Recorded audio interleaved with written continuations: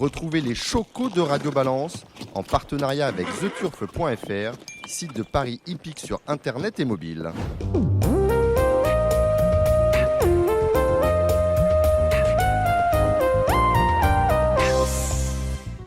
Bonjour, je suis Dominique Cordier, nous sommes tous réunis au Cardinal 5 Place de la Porte de Saint-Cloud, Paris 16e pour un nouveau numéro de Radio Balance. À mes côtés, Gilles Barbarin. Salut Gilles. Oui, bonjour Dominique, bonjour à toutes et à tous. Avec nous dès l'entrée de l'émission, Julien Philippon. Salut Julien.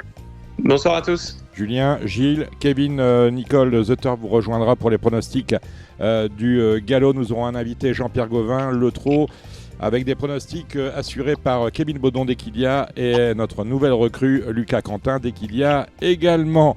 Les actus, eh bien, on va commencer peut-être tout de suite. Vous avez un petit coup de gueule à pousser, mon cher Gilles, sur les 2 ans et je pense que votre argumentaire séduira Julien Philippon. Oui, alors, bon, vous n'êtes pas sans savoir que j'ai passé ma semaine à Ascot. Oui. Et que c'est toujours, c'est génial. Quand on a la possibilité d'y aller dans des bonnes conditions, oui, enfin, c'est un rendez-vous incontournable. Il y a de nombreuses courses, de belles courses, de gros handicaps, des courses de groupe, des courses de listed. Bref, toujours très fourni en partant. Il n'y a pas de course creuse. Et il y a notamment pas mal de courses de 2 ans. Il y a 6 courses réservées à la génération des 2 ans. Il y a les Coventry, il y a les Queen Mary. Là, c'est sur 1200 mètres pour les mâles, groupe 2. Enfin bon, je vais les passer en revue. Albany Stakes, les Chesham, les Windsor et puis les Norfolk. Voilà.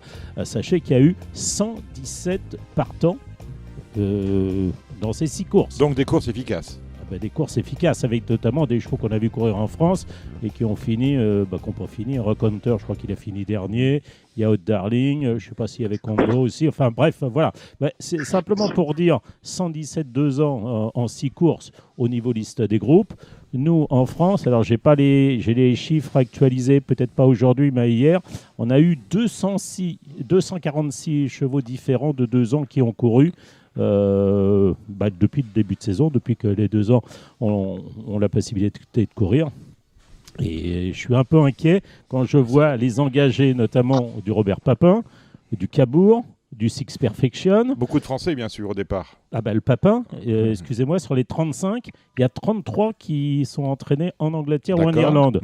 Il y en a 2 simplement entraînés en France. Il y a la pouliche de Carlos Lafomparias, Polyvega, celle qui a gagné pour ses débuts.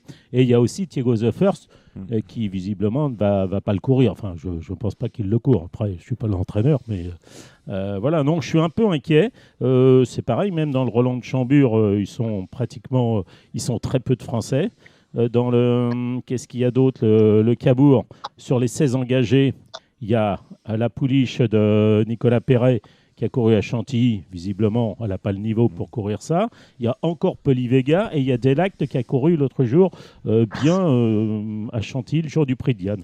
Bon, je suis un peu inquiet et je me dis, merde, où sont les 2 ans et l'année dernière, on avait des ramatuels, on avait des beauvatiers. C'était un peu l'arbre qui cachait la forêt.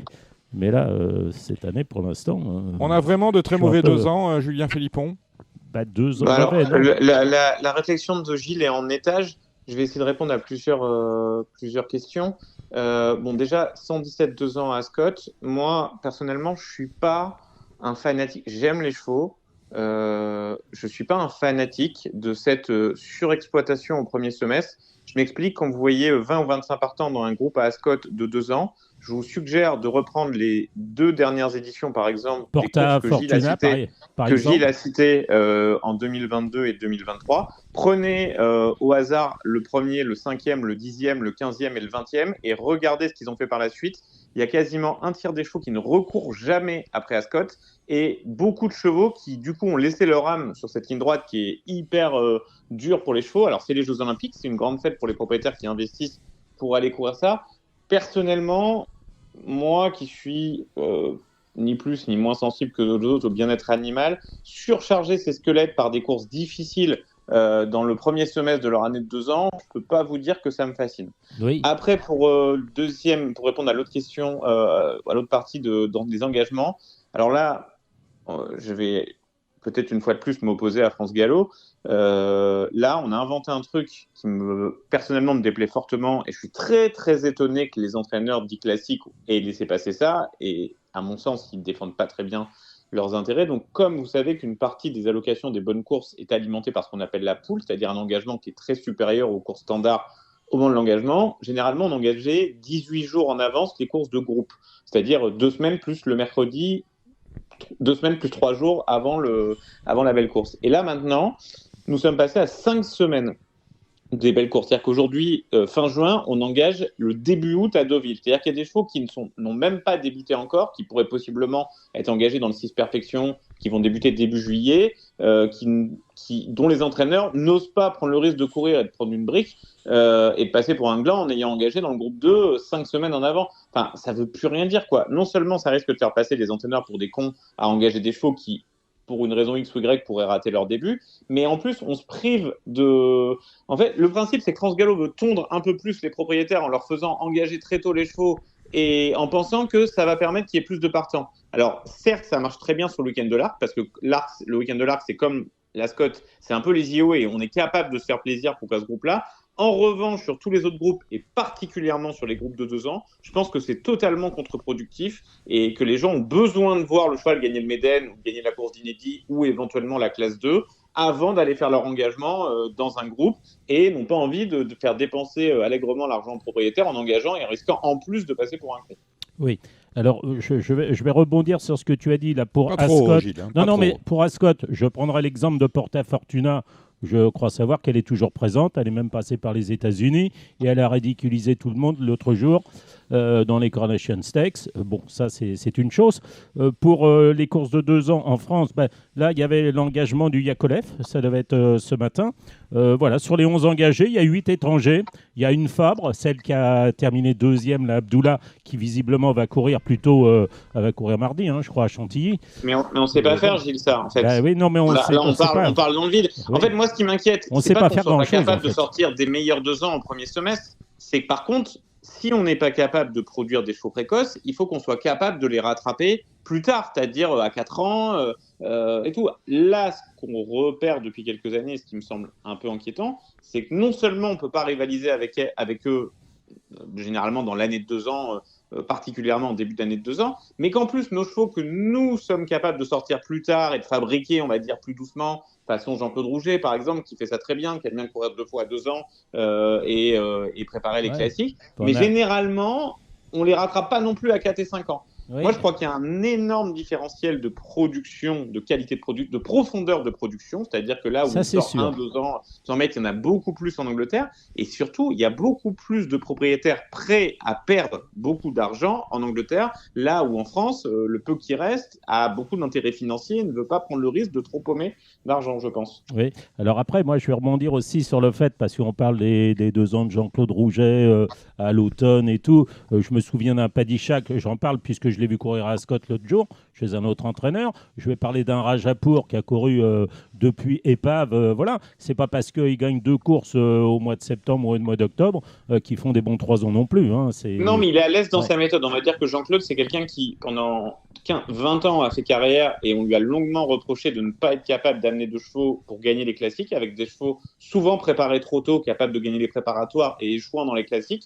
Et je trouve que c'est un entraîneur qui a complètement changé son fusil d'épaule et qui, pour essayer de gagner un grand nombre de classiques, prépare assez bien ses chevaux pour ça. Malheureusement, on sait bien que sur 10 ou 12 espoirs classiques que vous avez en fin d'année de 2 ans, il est très compliqué d'aller à bon port et de réussir son cas. Et généralement, ceux qui vont échouer en cours de partie en subissant un entraînement fait pour les emmener au top niveau vont même plus être capables de gagner une petite pistette parce qu'ils auront tellement été pressurisés pour aller sur un jockey club ou sur un Diane ou sur une poule qu'en fait, ils n'auront pas été le squelette n'aura pas suivi et va exploser en cours d'année et ne sera même plus capable de produire un 40 ou un 42 généralement. Enfin voilà, donc ça c'était un peu mon coup de gueule. Ce que vous êtes en train de dire, Julien, c'est qu'on a un vrai problème avec ce que j'appellerais le circuit court. On achète Yearling à Deauville. 9 mois après, on est en piste, parce qu'une fois qu'il quitte Deauville, pratiquement septembre-octobre, à l'entraînement, on peut courir les premières courses de 2 ans en avril-mai. Voilà, et une fois que vous avez gagné votre médaille, souvent, on vous incite finalement à revendre votre cheval, ça existe aussi, pour en racheter de nouveau. Notre ennemi, Est-ce que ce serait... Je pense que vous avez bien levé le problème, en fait. Le circuit court. Je pense qu'en fait, de façon très simpliste, on manque aujourd'hui de capitaux, de propriétaires passionnés, prêts à perdre beaucoup d'argent pour le prestige, comme il y avait il y a 30 ou 40 ans en France, des grandes Kazakhs qui étaient prêtes à entretenir une écurie de 40, 50, 60 chevaux pour essayer de sortir la perle rare qui ne cédait pas aux sirènes du commerce ou éventuellement aux ventes de l'Arc en fin d'année 3 ans quand on avait lassé. Comme on veut faire tourner le marché d'Arcana, qu'on veut faire tout ça, aujourd'hui, on a plus, d'ailleurs, beaucoup de courtiers aujourd'hui appâtent leurs clients en leur parlant d'investissement, en parlant de chevaux de course, comme s'il allait y avoir une rentabilité à aller chercher. Alors, parfois, la rentabilité arrive sur un gros coup, mais on sait très bien qu'avec les chevaux de course, on fait plus ça. Il y a beaucoup plus de chances que vous perdiez, notamment au galop, plutôt que vous gagniez. En tout cas, c'était pas pour ça que les propriétaires avaient des chevaux il y a 40 ou 30 ans. Et je trouve qu'on a beaucoup dévoyé la chose, quoi. À ce sujet-là, est-ce que vous avez jeté un œil, Julien Philippon, sur le plan 2030 présenté par France Gallo cette semaine, à l'issue du conseil d'administration et du comité? Écoutez, je l'ai lu, je l'ai retweeté parce que je suis un passionné de course et parce que j'ai envie, au fond de moi, que l'équipe de France Gallo réussisse son pari de remettre les courses au centre. Maintenant, je peux que vous dire, vous avez vécu comme moi ce qu'on appelait le plan PMU 2020, dont on nous a rabâché les oreilles de 2010 à 2016 et qui a fait pchit d'un coup en 2017 ou 2018. Alors qu'on n'arrêtait pas de nous dire, vous inquiétez pas, il y a le plan PMU 2020, ça ira beaucoup mieux, ça ira beaucoup mieux. Donc on regardait ça comme un espèce de mirage au loin. Et voilà, donc là, on nous invente en 2024 le plan PMU, le plan course, c'est pas 2023, 2030. 2030. Moi, vous, Gilles et moi, vous y êtes d'ailleurs tous les deux beaucoup plus souvent que moi aux courses et tout. Moi, je vous dis, faire des plans sur du papier et arrêtons un moment de remplir des gens dans des salles pour donner des idées, pour écrire des choses. Mettons en musique, c'est-à-dire que avançons, cassons-nous la gueule en marchant, changeons, tentons des choses, revenons en arrière. Mais tous ces gens qui se réunissent pour toujours dire ce qui ne va pas, alors qu'à nous trois, je pense qu'on voit à peu près ce qui ne va pas, et pour les parieurs, et pour les propriétaires, et pour les gens qui pourraient être amoureux des courses. Et j'ai l'impression que de tout ça naît des grandes listes de choses à faire. Mais là encore, on parle d'une mise en musique en octobre. Mais putain, commençons là, le 1er juillet, quoi. Pourquoi on ne se dépêche pas de mettre en musique ce qu'on a déjà listé depuis des années, voire des dizaines d'années, et on voit bien que le bateau coule petit à petit, et je vois qu'on en est toujours à essayer de lister, quoi. Alors que moi, ça me paraît très simple. Moi, je veux aller manger sur un hippodrome, plutôt bien, passer un moment convivial, voir des gens. L'autre jour, il m'est arrivé, je ne sais pas si je vous l'ai raconté, une anecdote incroyable. À la 7e à Chantilly, il y a un couple de gens avec 3 enfants qui arrivent, à la 6e à Chantilly, et qui demandent s'ils peuvent rentrer gratuit. Et le gardien qui, lui, a respecté les ordres, le pauvre, il est pour rien, mais il a dit non, hors de question que vous rentrez gratuit. C'est-à-dire que vous avez un couple avec 3 enfants qui arrive à la 6e à Chantilly un jour de semaine, et vous avez les autorités se permettent de dire non, vous rentrez pas gratuit. Donc les gens sont repartis parce qu'ils n'avaient pas envie de payer 10 € à eux deux, 3 enfants. C'est-à-dire que c'est 3 enfants qui auraient vu 2 courses qui peut-être auraient. Ça serait imprégné dans leur cerveau, d'autant qu'en semaine, et ces gens sont repartis et on a peut-être perdu. Qu'est-ce qu'on en avait à foutre de leur. Mais moi, j'aurais téléchargé directement 3 invitations et je leur aurais. Mais clairement, alors je vais me dire, je m'en veux parce que j'ai même pas eu le réflexe. Mais ce qui me gêne, au-delà du fait que moi j'ai pas eu le réflexe et que j'ai merdé dans mon propre rôle, mais c'est qu'en fait l'institution des courses ne dit pas aux gens, à leurs gardiens à l'entrée, de dire à la 6e, vous laissez les gens rentrer. Si vous voulez pas faire entrée gratuite, ok, mais à la 6e, si quelqu'un se présente et veut rentrer, laissez-le rentrer. Il faut que les gens apprennent à reprendre du plaisir à venir. Enfin, ça a l'air d'être que des choses de bon sens comme ça, et tous les jours, on est confronté à des exemples où on a beau m'expliquer par A plus B que sur des cahiers, on m'a bien listé ce qui allait pas. Je ne vois pas la mise en musique arriver. J'ai l'impression parfois d'un mirage quand on parle de 2030, quoi. Parce que là, on parle de remettre les courses dans le cœur des Français. Ça fait déjà 10 fois que je l'ai lu. Ça, c'est bien. C'est parfait. Le client, le parieur, donc, est le spectateur d'hippodrome. Le membre, c'est le propriétaire. Pour les propriétaires, moi, déjà, il y a quelque chose.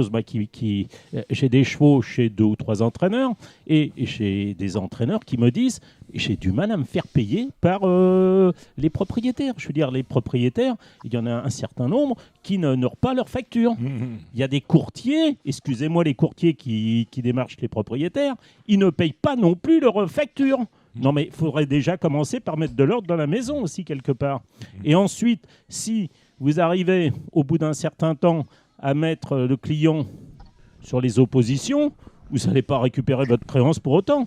Non, et de plus, on reçoit la liste régulièrement. Si dans un cheval qui comporte plusieurs associés, si un ou deux associés mauvais payeurs, qu'est-ce que vous faites ? Vous ne pouvez pas mettre le cheval, vous ne pouvez pas pénaliser les gens qui payent non plus. Donc vous êtes comme un con. Et l'entraîneur, je ne sais pas, toi, tu n'as peut-être pas beaucoup de clients, et j'espère pour toi, Julien, que tu as des bons clients, des bons payeurs. Mais quand tu as 30, 40, 50, 80, voire 150 000 dehors, ça ne te fait pas rigoler. Je ne vais pas te mentir, Gilles, pour être tout à fait honnête, moi je pense que je fais entre 9 et 10 factures par mois. J'ai des clients qui me payent rubis sur ongle, mais c'est vraiment, c'est-à-dire que des gens, ils reçoivent la facture, ils me payent par retour. Et comme moi. Mais aujourd'hui, je fais une carrière à mon petit niveau tout à fait honorable, et je pense que je pourrais entraîner 30 ou 40 chevaux aujourd'hui et tout, sauf que j'ai refusé systématiquement quand, par exemple, un propriétaire s'approche de moi et que je vois qu'il a déjà quitté 2 entraîneurs dans l'année et qu'il s'approche de moi pour me mettre 4 chevaux et que j'appelle mes confrères et que je sais que ce client ne la paye pas, je ne le prends pas. Donc voilà, je vivote avec mes 17-18 chevaux et je suis très content comme ça. Mais je veux dire, là aussi, on devrait un petit peu plus, de la même façon que pour le personnel, on devrait un peu plus se serrer les coudes et que quand un client a planté 2 contrats précédents, il serait de bon ton que le 3e ne le prenne pas. Je suis d'accord. Donc voilà, c'est pareil, s'il y avait un petit peu plus de, de moralité dans tout ça, quoi. Donc voilà, il ne faudrait pas que le personnel soit détourné de façon... Enfin voilà, encore une fois, le monde, c'est sociétal, c'est des évolutions sociétales, mais il manque beaucoup de corporatisme, j'allais dire, de gens qui se serrent les coudes. Et les courtiers, c'est de la même veine, la même race. Ça, c'est même pire, c'est pire que tout, cela. Pour changer de sujet, au mois de juillet, il va y avoir 2 événements extrêmement intéressants. On parlait de replacer les courses dans l'imaginaire des Français. Moi, je suis tout à fait pour, le premier. J'ai même quelques idées que je n'ai pas lues dans la stratégie mise en place par France Gallo dans le cadre de ce plan 2030. Lundi, vous savez qu'il y a un 8e de finale France-Belgique à 18h. France-Belgique à 18h. On a un autre match à 21h. Et on a fichu le quintet à 18h15 à 20h15. Oui, je sais pas, c'est pendant... Voilà, alors qu'il aurait été bien mieux à 13h55, me semble-t-il. Ça, c'est la première chose. Deuxième chose, Julien, maintenant, il nous a donné l'explication, c'est on vit finalement, on a la queue de la comète de la fermeture de Maison Lafitte avec un quintet organisé le dimanche 21 juillet. C'est la fête nationale belge, pour votre information, Gilles Barbarin. Le 21 juillet sur l'hippodrome de la Teste. On voit que, alors qu'on a beaucoup de matchs, on a eu tous les matchs de poule de l'Euro de football, on voit qu'on n'est pas capable pendant cette période de nous défendre en mettant en avant nos marques. Alors Vichy est sans doute une belle marque. Au plan national, ça peut se discuter. La Teste, on a eu un Z5 ce jeudi. Je pense qu'on aurait pu faire l'économie d'un déplacement à la Teste. On a eu Nantes, on a eu Lyon-Paris, on a Marseille. C'est ce que je veux vous dire. C'est que lorsque l'on est en concurrence frontale avec le football, un Euro et une Coupe du Monde de football, c'est tous les 2 ans. Il serait bon de mettre en avant nos marques pour nous défendre au mieux, c'est-à-dire mettre du Deauville, mettre du Chantilly, mettre du Saint-Cloud, vous n'êtes pas pour, mais mettre des champs de course comme Vincennes et Cauteil, plutôt que Vichy, plutôt que Marseille, plutôt que Lyon-Paris, plutôt que la Teste. Dominique, Vichy a sa place. Je pense que le créneau de la grande semaine tel qu'on la connaît aujourd'hui, c'est-à-dire 5 ou 6 réunions avec 2 quintets, un mercredi et un jeudi, un La Teste comme on a eu là un jeudi, un mardi à Nantes, un lundi à Strasbourg, ça peut s'entendre parce qu'il faut bien essayer d'aider un peu ces grands pôles régionaux. Vichy d'accord. Parce qu'on a le festival du Trot. Le dimanche, ça doit être un jour sacré où les 3 concepteurs des programmes s'alignent pour dire. Alors on court le mercredi de Jean-Luc Lagardère en pleine semaine, ça dérange personne avec 3 groupes, qui est quand même une très belle course à Enghien. Si ça n'a pas changé, peut-être que l'année, j'ai un doute, mais généralement le Jean-Luc Lagardère était un mercredi et il y avait une superbe réunion ce jour-là. Et en fait, on n'arrive pas à s'entendre pour dire le dimanche c'est un jour sacré, c'est-à-dire le samedi, le jour du course par course, il faut mettre des courses intéressante pour les joueurs au niveau du pari, du nombre de partants, de la qualité et tout. Et le dimanche est le jour du sport où on doit avoir un très beau quintet avec suffisamment de partants et des courses d'un suffisant niveau. Mais je partage tout à fait ça. Moi, je pense qu'il ne faut surtout pas jeter la pierre aux grandes sociétés de province, mais chaque chose en son temps. Le parieur aujourd'hui veut au moins le week-end parier sur des courses de belle qualité, et on sait que le parieur aujourd'hui, il est friand au moins au galop des hippodromes parisiens, où c'est là où il investit le plus parce qu'il se sent à peu près rassuré sur la le déroulement des épreuves. Alors, là, il n'y a pas de. Là, c'est une période, moi qui aime bien aller aux courses tous les jours, j'ai jamais autant passé de jours sur mon canapé à regarder Equidia. Il faut prier que Maison Lafitte, dont j'ai quand même des échos un peu plus favorables, qui il y a 3 mois arrive réellement à aller au bout de cette histoire, parce qu'en fait, ce qui nous manque, c'est les 24 réunions qui étaient à l'origine à Maison Lafitte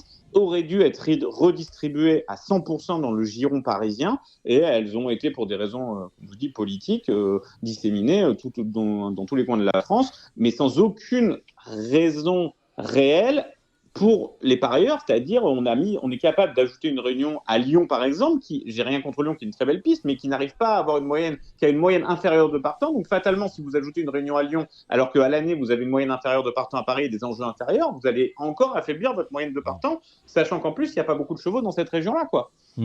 Alors moi, pour revenir, je disais que je passais beaucoup de temps en ce moment sur mon canapé devant Equidia, et j'écoutais hier, je regardais la test avec des handicaps indéchiffrables. C'est pas que le handicap est indéchiffrable, mais vous savez pas comment ça va se courir. Les pauvres personnes, enfin les deux commentateurs, c'était Jordan, je crois, et Sébastien, ils n'ont pas arrêté de répéter. Jordan Philippi, on les salue. Voilà, qui font le job. Ils n'ont pas arrêté de dire difficile de revenir. La découpe du handicap, je l'entends 25 fois par jour, la découpe du handicap. Alors maintenant, il y en a un qui a sorti ça, ils le sortent tous. L'autre jour, résultat des courses, premier Lorne, c'est là, Lorne, c'est ça, 15 voilà. 15 Le lendemain, les deux étaient rentrés à 10h dans le quintet alors qu'ils étaient en deuxième épreuve. Le lendemain, premier Oxiana, je crois, à machin. Premier Time to Parler à Nantes aussi dans la deuxième épreuve du quintet.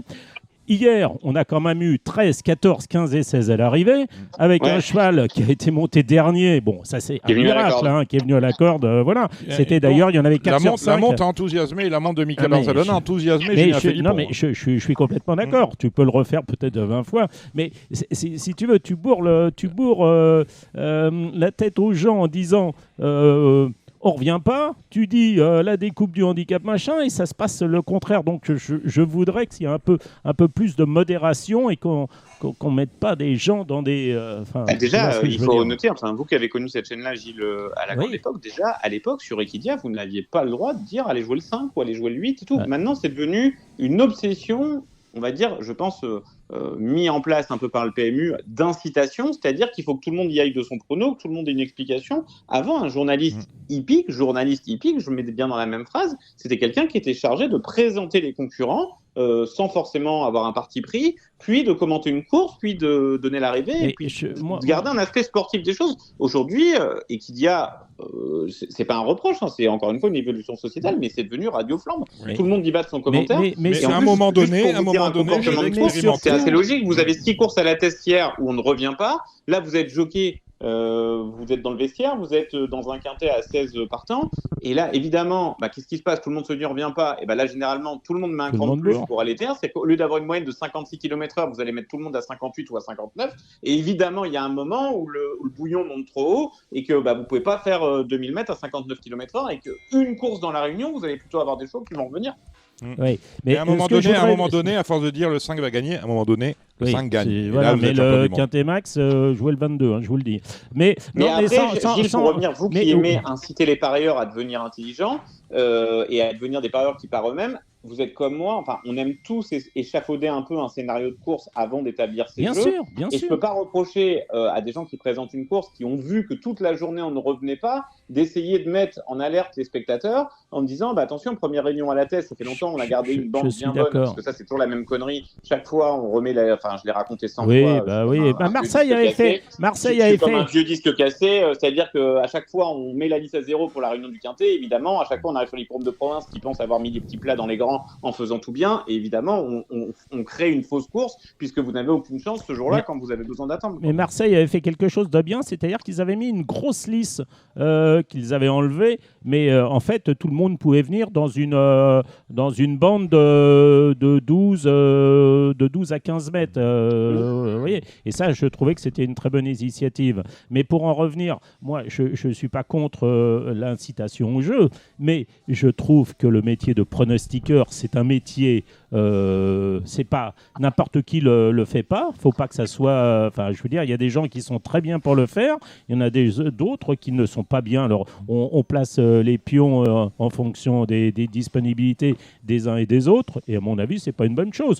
On voit des. Alors, j'ai rien contre. C'est peut-être des gens qui travaillent deux fois plus, qui travaillent peut-être 2 fois plus. Mais on a des spécialistes du trot qui vont faire du galop en travaillant peut-être plus que les gens qui font le galop. Inversement.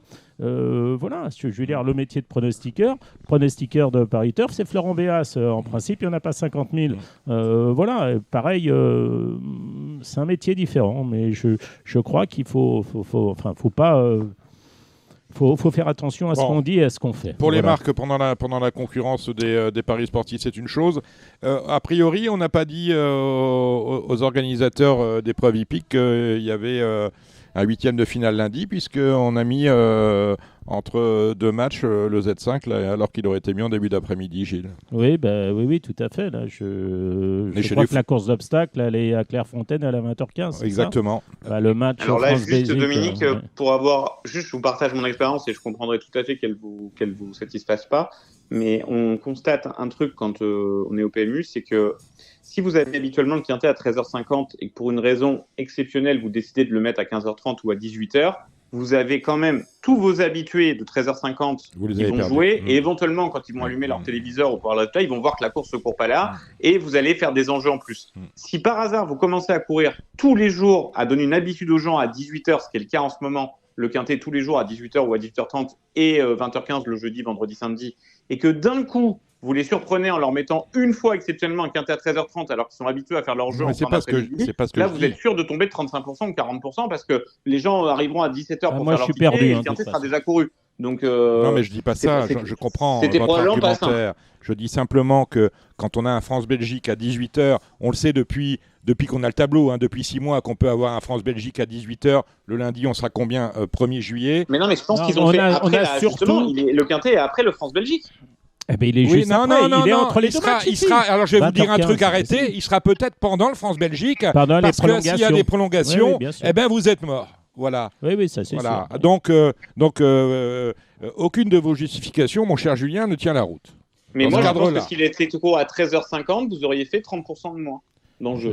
Je pense que les gens, ils veulent jouer. Après, s'ils regardent la course sur un coin de table ou sur un coin de téléphone, vous avez plus de chances de faire des enjeux à 20-15 qu'à 13-50, exceptionnellement ce jour-là. Gilles. Il y a quelque chose qui m'a aussi qui m'a surpris hier, parce que c'est dans ce sens-là. Hier, il y avait un cheval, c'était Marcus Nigel qui avait Apax, je crois. Oui, Apax. Et j'ai entendu qu'il dit, le commentateur a dit, Apax qui fait un long déplacement. Mais en fait, Deauville. La test, Deauville la test déjà. Mais c'est pareil. Je veux dire, c'est le même nombre de kilomètres. Non, mais je suis d'accord. Mais quand vous avez un Marseillais qui vient à Paris, j'entends jamais dire qu'il a fait un long déplacement. Quand il y a un gars du Sud-Ouest qui vient courir à Chantilly et machin. Et les Tchèques. C'est actuel. Notamment parce que Marcus Nitsch, de mémoire, je le vois quand même très rarement se déplacer. C'est-à-dire qu'on n'a pas de programme pour les. Non, bien sûr, je pense qu'en fait, il y a des entraîneurs. On voit quasiment des partants de Patrice Cotier ou de Jérôme Régnier dans toutes les réunions quasiment parisiennes aujourd'hui, alors que Marcus Nitsch courant à Marseille ou à La Teste, c'est quelque chose de rare. Donc là, je veux pas. Je pense que la personne qui commande est plutôt dans son rôle et dans son job de signaler que Marcus Nitsch fait l'effort de se déplacer. Bon, voilà, c'est moi qui ai mal. Ouais, vous avez voyé le mal partout. Non, Gilles. je vois pas le mal partout. Ça m'a. Vous voyez, j'écoute parfois Equidia. Bon, allez, on va aller retrouver Jean-Pierre Gauvin. On vous retrouve pour les pronostics du galop à tout à l'heure, Julien Philippon. On part tout de suite retrouver Jean-Pierre Gauvin qui présente Irésine dans le Grand Prix de Saint-Cloud.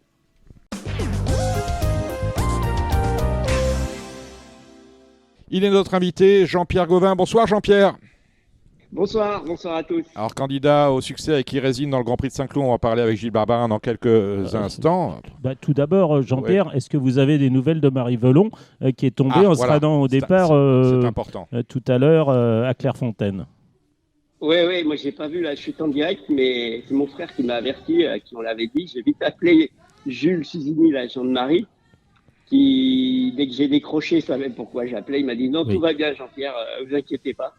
Donc voilà, c'était mal un petit peu à la cheville. À la cheville, oui. Ou au talon, je sais pas exactement, mais en tout cas, Elle a tout de suite rassuré son agent. Pour autant, il n'était pas prudent de remonter pour le reste de la réunion à Clairefontaine, mais elle lui a dit bon, j'ai déjà pris des bonnes chutes plus graves que ça, je pense que c'est pas grave. Et puis on marchait en claudiquant, mais non, je pense que ça va aller.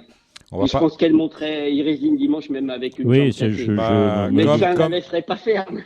Comme Yves Saint-Martin a monté à France dans un arc. Voilà, pareil. C'est une autre époque. Une autre époque. Non, parce qu'autrement, il faut le dire, Jean-Pierre Dominique va faire régime, ça va être un peu court. Gros régime, non, qui m'arrive pas, c'est moi qui le montre. D'accord, oui, effectivement. Jean-Pierre, tu as considérablement réduit la voilure cette année, me semble-t-il, en termes d'effectifs. Oui, c'est le moins qu'on puisse dire. C'est pour ça que je t'appelais au-delà d'Irésine, dont on va parler plus avant avec Gilles. L'année dernière, on parlait de toi pour être installé à Chazé-sur-Ain, un grand centre d'entraînement proche de Lyon, qui est dans l'Ain. Oui. Finalement, tu as revendu ton établissement dans le Forez. Pas encore. Pas encore, donc tu es toujours installé à Saint-Cyr-les-Vignes. Oui, c'est ça. Ça a été une longue saga, cette histoire de vente, parce que, comme on le sait, la SAFER se met toujours au milieu de ces transactions agricoles. Et donc, il y avait un candidat qui s'est présenté. Moi, j'avais vaguement l'idée de réduire, mais par la force des choses. C'était une idée de ralentir à un âge où c'est lourd d'avoir un étabbissement comme le mien et il ne faut pas s'y prendre trop tard pour transmettre, le vendre. Donc, j'avais un candidat s'est présenté sans que j'aille le chercher. Et dans l'hypothèse où cette affaire serait faite, lui, il avait une autre activité de prévue. J'aurais pas pu rester sur place. Donc, c'était pour ça que j'envisageais d'aller à Chazay. Ceci étant, donc la affaire s'est mise dessus et il y a un autre candidat qui s'est présenté, qui est mon voisin, qui avait racheté le bois qui appartenait à la propriété initiale, historique, le bois de Monsieur Bédel. Donc, le projet de ce candidat l'inquiétait un peu en termes de nuisance de voisinage. Et puis, c'était un beau projet de réunifier la propriété. Donc, si cette affaire-là se fait, il me louerait la partie professionnelle. Et je pourrais rester sur place sans avoir le souci de faire tourner toutes ces grosses machines où il y a des locations de logements aussi. Enfin voilà.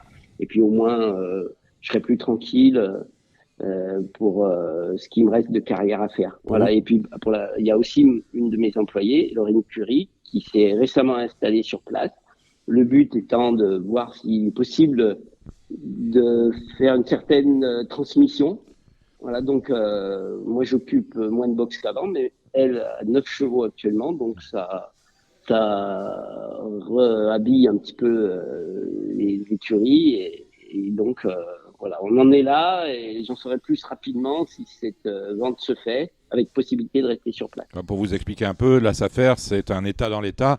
Lorsque vous êtes propriétaire terrien, vous êtes finalement propriétaire de rien du tout, parce que lorsque vous voulez vendre, vous vous adressez à la SAFER, vous dites je vends, et là la SAFER regarde à qui vous vendez, ce que veut faire l'acheteur que vous avez trouvé, et si ça ne convient pas à la SAFER, on vous dit non, et la SAFER est en droit de préempter et de trouver son acheteur pour faire ce qu'elle a envie de faire. Il y a un très beau documentaire, allez voir ça sur Public Sénat, vous en entendrez beaucoup sur la SAFER, qui finalement, c'est d'un autre âge et d'un autre système économique, il n'y a rien de libéral là-dedans. C'est une société. C'est un peu ça. Non, mais c'est une société qui a été après la guerre, quand il a fallu remembrer les campagnes, on a créé la SAFER et maintenant on n'en sort pas. Et la SAFER, le dernier mot pratiquement sur tout. Merci de cet éclairage, Jean-Pierre. Donc, de facto, voulant vendre et partir, moins de chevaux, pratiquement un effectif qui a diminué de la moitié ou des 2 tiers. Oui, entre les deux. Mais ça, finalement, ça n'a pas été par la force des choses, parce que j'ai vraiment eu une succession de démissions, mais sans qu'il y ait de problème aucun à l'écurie. Mais d'une part, mon ancienne salariée Laurine, qui s'est installée avec son compagnon Gabriel Conjou, qui est jockey, donc en fait 2 de moins, et Alexis Larue, qui était le cavalier d'entraînement d'Irésine, qui a voulu changer complètement de carrière. Il est allé au Japon, mais il m'avait dit que c'était une belle aventure pour finir sa carrière, mais il est parti vivre d'autres aventures. Et puis, voilà, une jeune fille qui est partie aux États-Unis. j'ai vu mon effectif de salariés fondre comme neige au soleil. Et donc, j'ai dû adapter progressivement l'effectif qui s'est réduit.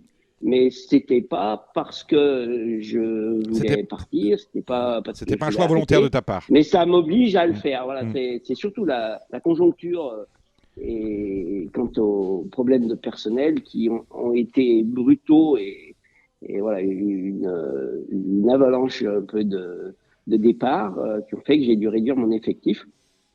Et pour autant, je m'en porte pas plus mal. Voilà, j'ai 3 jeunes filles que j'ai formées qui montent un peu en course, 3 jeunes jockeys qui, avec moi à cheval, forment un bon noyau de bons cavaliers.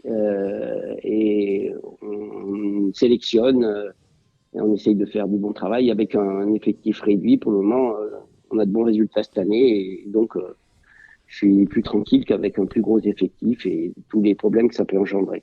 C'est environ 25 chevaux à l'entraînement, c'est ça? Dont 2 Là, il y en a 25 aujourd'hui, mais j'en ai 3-4 là qui vont partir dans les jours qui viennent, ou réformés, ou qui partent au pré. J'ai aussi Eric Vondra, qu'on connaît plus que moi sur les champs de course, mon garçon de voyage, qui prend sa retraite à la fin de l'été. Donc, il faudra que j'ai maximum 20 chevaux au début de l'automne. Oui, parce qu'il nous a... Moi, j'ai l'habitude de le voir à Cagnes, puisqu'il descend au motel Ascot un petit peu de temps. Voilà. Salut Christopher. Et donc, il nous disait que c'était son dernier meeting de Cagnes. Donc, c'est ça. Voilà. Mais quelqu'un de très agréable, très compétent également. Oui, c'est des gars qui sont irremplaçables. Enfin, ça va être très compliqué de trouver quelqu'un pour remplacer un garçon avec ces compétences-là. Hein. Et dans le fonctionnement actuel où on doit se déplacer toute l'année de partout, moi j'ai la chance d'avoir ce garçon-là qui est secondé par un autre garçon de voyage, Hubert Mignard, là. Et je suis tranquille pour les déplacements. La plupart du temps, maintenant, je me déplace pas parce qu'on peut pas être de partout. Je privilégie d'être en cuisine à l'écurie pour préparer les chevaux. Et c'est lui qui gère les déplacements à Paris, à Cagnes, à Marseille et ailleurs. Pour autant, je serai à Longchamp dimanche, ne vous inquiétez pas. Longchamp dimanche, je serai tout seul. Je serai tout seul. Ouais. Ça nous emmène naturellement. J'ai tellement l'habitude d'emmener Irésine à Longchamp. Parce que c'est son premier Grand Prix de Saint-Cloud, si je ne m'abuse, Irésine, qui est âgée désormais de 7 ans. On avait prévu de le courir l'année dernière. Et puis, il a eu un petit problème de santé qui nous en a empêché. Mais cette année, ayant démarré laborieusement sa saison après son retour du Japon, on a pu faire une rentrée très tardive. Donc, le seul objectif niveau groupe 1 qu'on pouvait avoir était ce Grand Prix de Saint-Cloud, voilà, qui se situait parfaitement à 6 semaines de sa rentrée. Comment as-tu jugé sa rentrée victorieuse à Lyon, Paris, justement, Jean-Pierre? Rassurante, pas extraordinaire, mais rassurante quand même. Cette course arrivait à point nommé pour lui donner une rentrée tranquille, pour lui remettre du moral à domicile, un hippodrome où il n'a jamais été battu, et au timing c'était parfait. Bien sûr qu'il ne rencontrait pas le meilleur lot qu'il a eu à affronter sa carrière, des dernières saisons où il évoluait au plus haut niveau. Mais il avait galopé 10 jours avant sur les hippodrome de Paris avec Marie, qui était mitigée sur son galop. Néanmoins, mitigé aussi sur cette course qu'il a remportée quand même brillamment. Il a retravaillé dimanche dernier sur l'hippodrome de Lyon. C'était pas prévu parce que je voulais le travailler le samedi à la maison. Mais comme pour ce galop avant le prix Bédel, on a été obligé de le faire parce qu'on a eu des intempéries juste à ce moment-là. Mes pistes étaient défoncées. Et donc, le galop de dimanche, par contre, a complètement rassuré Marie. Elle m'a dit, c'est pas le même cheval. Là, il était avec de l'envie, bien meilleure action, beaucoup plus percutant. Chose que j'avais pu constater aussi, moi, le matin à son tir. Voilà. Donc, sa rentrée il a fait le job. Et il avait pour but de nous rassurer et de le faire monter, de le décrasser un petit peu. Ça, sans doute atteint ce but-là, parce que depuis, il nous a donné entière satisfaction dans sa préparation. Alors, quand il travaille seul, en fait. Alors, Un peu comme vous. Le dernier galop qu'il a fait avec un leader, c'était pour préparer ce Grand Prix de Saint-Cloud l'année dernière. D'accord. Et il est un peu chaud, puis comme souvent à cette époque de l'année. Puis bon, rien caché, il a saigné du nez en rentrant de ce galop. Et bon, pour d'autres raisons, on avait eu un virus qui est passé un peu inaperçu, mais qui l'avait certainement touché. Et donc, on a en concertation avec son cavalier d'entraînement, qui me disait, je trouve qu'il se met trop de pression avec un leader maintenant. Je me demande si on ne devrait pas le travailler seul. On a essayé, ça a marché. Et là, de la même façon, bon, c'était une petite inquiétude quand on est allé galoper à Lyon avant le prix Bédel. Mais j'ai dit, il n'y a pas de raison, tente le coup. De toute façon, il faut prendre le risque. Et comme ça nous éclairera pour la suite de ça. Même à l'extérieur. Ça s'est très bien passé aussi. Donc maintenant, on continue sur cette voie-là. Parce que c'est pas évident, ayant plus de 20 chevaux ou plus. Bien sûr. Adéquat pour tirer un cheval comme lui. Donc, vaut mieux pas de leader qu'un mauvais leader. Et il travaille un peu plus froid, mais il travaille plus calmement. Et donc, on continue comme ça pour l'instant. Oui, voilà. Et puis vous le connaissez parfaitement maintenant. Bah oui, on commence. Hein. Même si sur un cheval, il y a toujours à apprendre. Et il y a toujours une évolution. En prenant de l'âge, il ne faut pas rester sur des idées arrêtées sur la façon de travailler, etc. Ça évolue. Donc là, on a plutôt fait le choix de le travailler seul et de ne pas le travailler dur. Il a travaillé régulièrement depuis sa rentrée, mais sans vouloir l'écœurer à donner des travaux plus sérieux. Ça peut être la seule inquiétude que je puisse avoir pour dimanche. Il en est assez fait. Mais Marie a donné un galop très sage dimanche. Je lui avais dit, bon, t'en fais ni plus ni moins qu'avant le prix Bédel. Elle en a fait plutôt moins. Mais elle a voulu privilégier de lui donner du moral, de le laisser l'emmener, de pas lui demander, de pas lui mettre de pression. Donc, simple fait de le sortir de la maison, on sait, affûte les chevaux, même si on travaille un petit peu moins qu'on aurait pu le faire à domicile. Voilà, en tout cas, on a été dans le sens du cheval et je pense pas qu'il manquera de grand-chose dimanche quand même. Jean-Pierre, est-ce que tu penses que tu as le même cheval que... est-ce que le e-résine que tu as en juin 2024, c'est celui que tu avais l'année dernière au moment de sa victoire dans le Gannet ou en octobre dernier, sa victoire dans le Conseil de Paris? Est-ce que pour toi, au niveau forme, j'ose tu penses le penser. Que c'est le même? Maintenant, il faut qu'il le concrétise en course. Hein. C'est la loi de la compétition maintenant. D'état, de souplesse, je le trouve mieux que l'année dernière même. D'accord. Il fait beaucoup. Voilà. Voilà. Si on se fie que à ces paramètres-là, je le trouve magnifique. Il aurait un peu plus de dos que l'année dernière. Comme on le dit, on a appris à le connaître et il y a toujours des petits détails qu'on va rajouter en plus. Et actuellement, vraiment, il me plaît beaucoup à l'entraînement. Mais voilà, maintenant la vérité, ce sera sur la piste, voir qu'il monte. Il a énormément monté sur sa rentrée. On peut penser qu'il peut monter encore sur la suivante. Il n'est pas amené à peut-être à 100%. Mais on va privilégier d'arriver quand même encore avec un peu de fraîcheur. Voilà, petite inquiétude, mais le cheval, il me plaît beaucoup actuellement. Alors, au moins autant que l'année dernière à pareille époque. Et, enfin, je ne peux pas comparer parce que là, il avait été arrêté à ce moment-là. Mais au moment du Gannet, par exemple.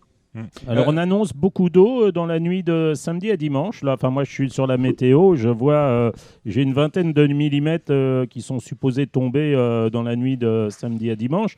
Alors, évidemment, le terrain va pas être lourd, mais il y aura sans doute un peu de souplesse sur la piste. C'est pas pour lui déplaire, au contraire, même c'est quand même un gros avantage. Ça va être le gros plus. Oui, là, c'était ma crainte que fin juin, bon, cette course arrivait à point nommé, mais la crainte, c'était qu'il fasse chaud et une piste très rapide. L'année dernière, d'ailleurs, j'avais eu des regrets de courir le prix Foix. Il faisait 35 degrés, si vous vous rappelez, et une piste qui n'était pas super. Et ça, c'est quelque chose que je crains un peu pour lui, la chaleur. D'ailleurs, ça n'avait pas été sa meilleure course de l'année. Mais là, d'une part, on sait maintenant qu'il ne fera pas chaud, que les températures vont redescendre. Je surveille la météo 3 fois par jour. Oui. Et là, je voyais au mieux 12-15 mm entre samedi et dimanche. Si oui, c'est ça. Oui, moi, une encore meilleure nouvelle. Moi, je vois là, je suis sur une météo qui vaut ce qu'elle vaut. Hein. Je vois 17 mm, 18 mm entre 22h et 4-5 heures du matin, en gros. Ouais. Voilà, ça serait top. Donc ça, demain soir. Oui, dans la nuit de samedi à dimanche, oui. Dans la nuit de samedi à dimanche. Ouais. Non, mais ça, c'est sûr que si on a plus le terrain sera souple pour lui, ce sera. Parce que on l'a vu gagner le Gannet sur une piste qui était bonne. Hein. Bon, c'était pas dur, je sais plus, mais elle était à 3-3, 3-4. Mais on l'a vu gagner le Royal Oak en terrain défoncé et il craint quand même des pistes fermes. Voilà, et il peut faire des très belles perfs en bon terrain. Mais plus c'est souple, mieux c'est. Est-ce qu'on sait déjà, Jean-Pierre, alors, poser une question à tiroir. D'abord, plus on avance dans le temps, plus on a un parallèle à faire entre Irésine et Cyrus des Aigles, parce que le profil, la façon de courir n'est pas identique, mais le profil de cheval est à peu près le même. Les années s'enchaînent et le programme est chaque fois différent. Est-ce que tu as déjà une vision sur ce que sera la fin de l'année 2024 avec Irésine ? Alors, d'une part, il y a peu de chances qu'on y aille, mais je l'ai quand même engagé dans les King George et Queen Elizabeth Stakes à Scott le 27 juillet. Parce qu'il arrivera à cette date-là avec 2 courses dans les jambes, de la fraîcheur. Dans le meilleur des cas, il peut même encore monter sur la course de dimanche. Et la seule crainte, une fois de plus, c'est la météo. Fin juillet, à Scott, il y a plus de chances qu'on ait un terrain léger. C'est rapide. Et une piste rapide. Sauf si elle est avec toi. On n'ira pas. Il y a une chance sur 10 d'ailleurs qu'on n'y aille pas. Allez, de retour avec Jean-Pierre. Jean-Pierre, ce Grand Prix de Saint-Cloud, alors, vous êtes 7 au départ, dont Irésine.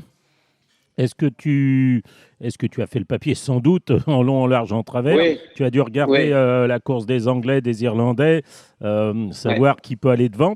Tu as une petite idée de la façon dont ça va se courir? Je pense que les Anglais et Irlandais sont des chevaux qui vont avancer sans forcer les choses, mais c'est eux qui risquent de nous faire le train. Les Français, c'est plutôt des chevaux attentistes. Je pense à Zarir, je pense au cheval de Pascal Barry. Oui. Voilà, je vois plutôt les Anglais à l'attaque, les Français en attente. Ça sera notre cas comme d'habitude, bien sûr, surtout avec le 7 à la corde.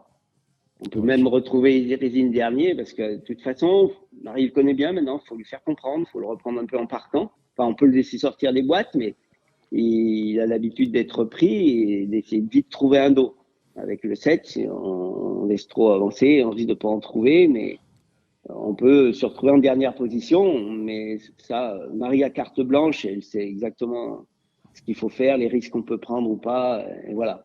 Mais je vois les Anglais aller devant, c'est rare qu'ils aillent peut-être trop, comme on dit. Peut-être le Fab, parce que le Fab, c'est un cheval de Peut-être tenue. le Fab, c'est un cheval de 3000 mètres. Oui, exactement, voilà. C'est d'ailleurs qui a affiché, à mon sens, beaucoup de progrès cette année, Sevenas Knight. Il est monté généralement tout près de la tête.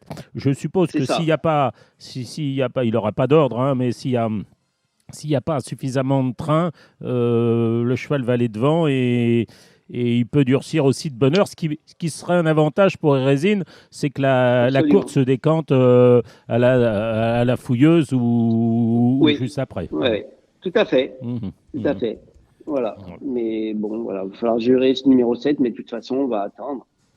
Je réfléchissais, je me disais, de toute façon, on sera ni devant, ni à 3/4 du leader. Bon, entre ces 2 chevaux-là, il y en aura que 4 autres. Alors, des fois, il vaut mieux être dernier, pouvoir venir où on veut, quand on veut, que d'avoir la pression des chevaux qui sont derrière nous et qui peuvent nous empêcher de progresser au moment opportun. Voilà.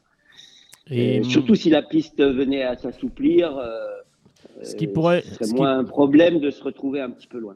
Oui, ce qui peut désavantager un peu Zarir, qui est quand même l'opposition peut-être la plus sérieuse à Irésine, enfin, à mon sens, mais... Oui, tout à fait. Oui. Toi, je veux dire, quel est le cheval que tu crains le plus hors problème de parcours ou de rythme? au papier pour Bâti-Résine. Je trouve le lot assez homogène. Hein. Homogène, oui. Bon, on peut peut-être écarter le vieux cheval de 9 ans, là, quoique. Outbox, oui. Outbox, il vient pas très bien courir, il me semble. Non.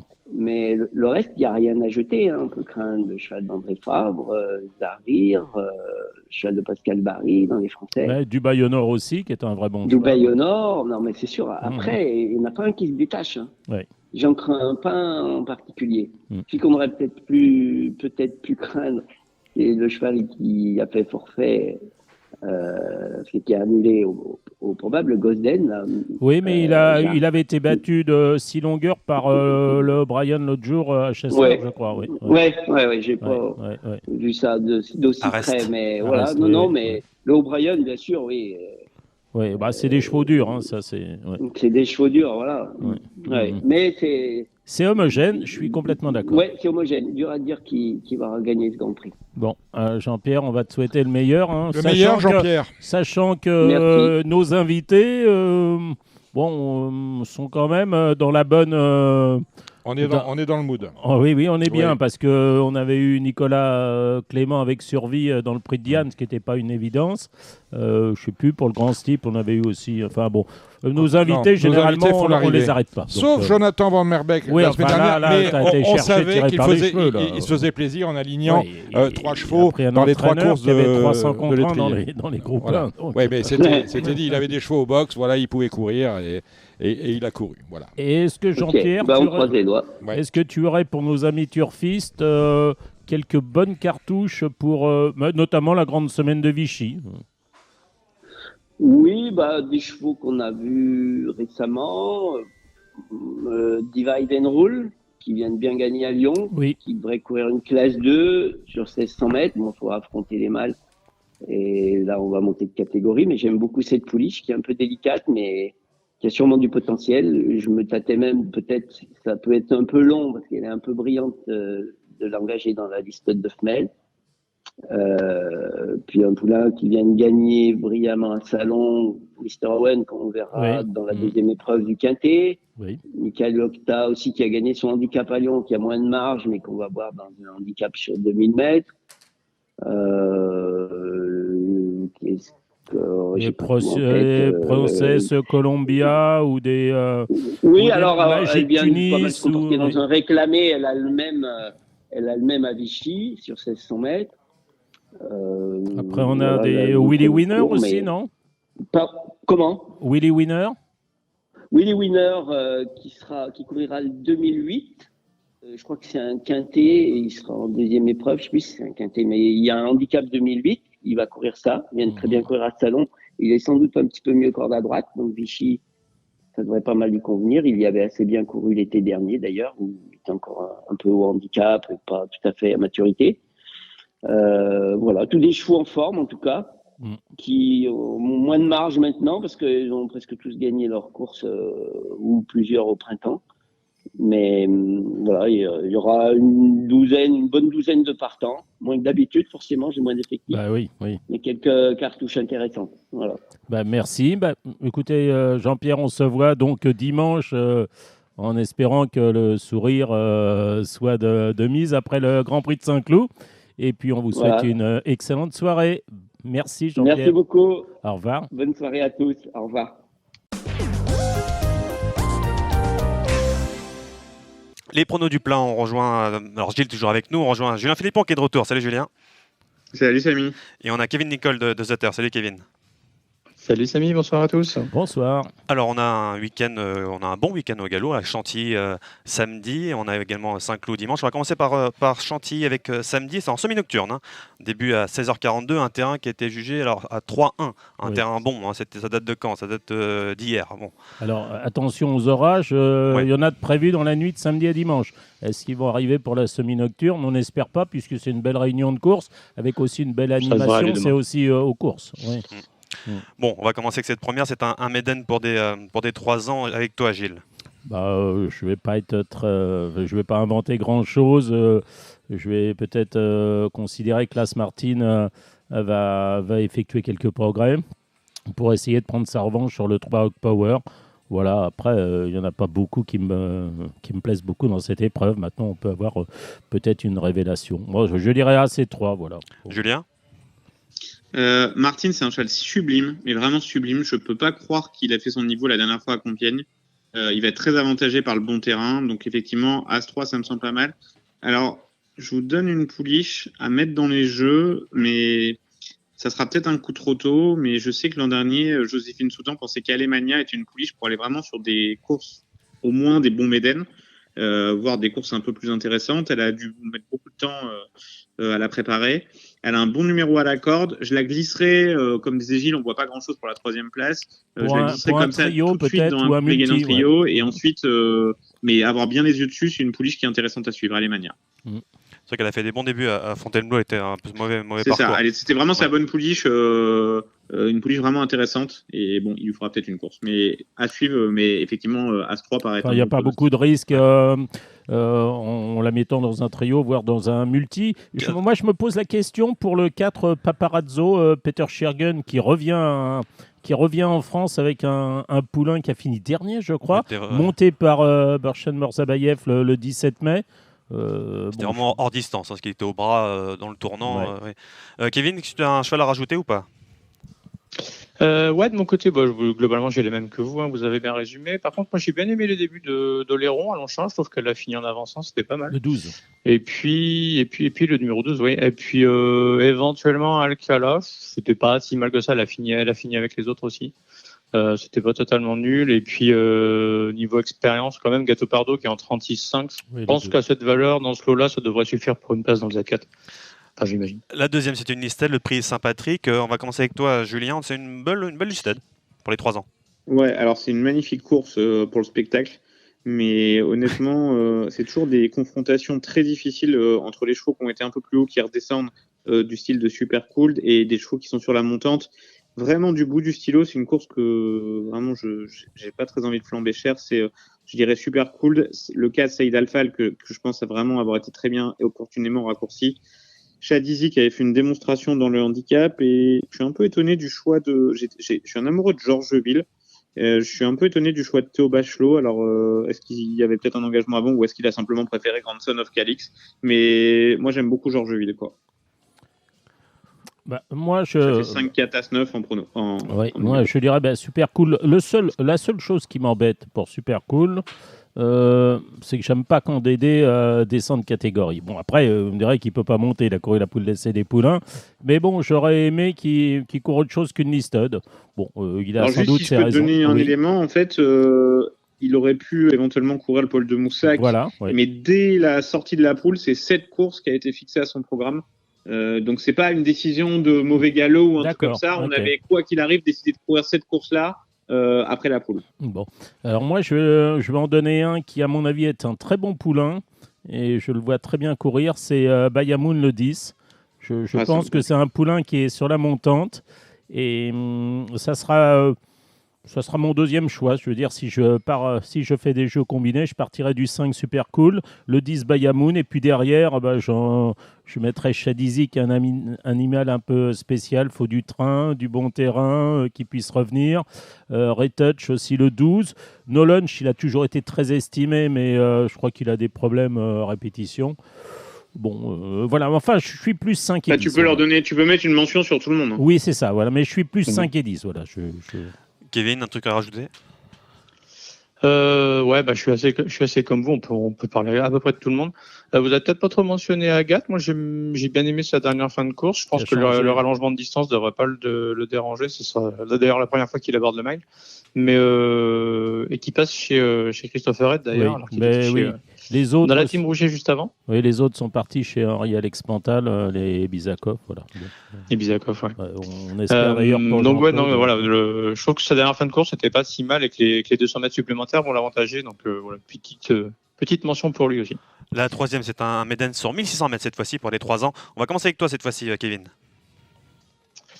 Moi j'ai bien Baltic Empress. Elle progresse à peu près au fil des courses. Elle vient de tomber sur Félicia qui court la listade un petit peu plus tard dans la réunion.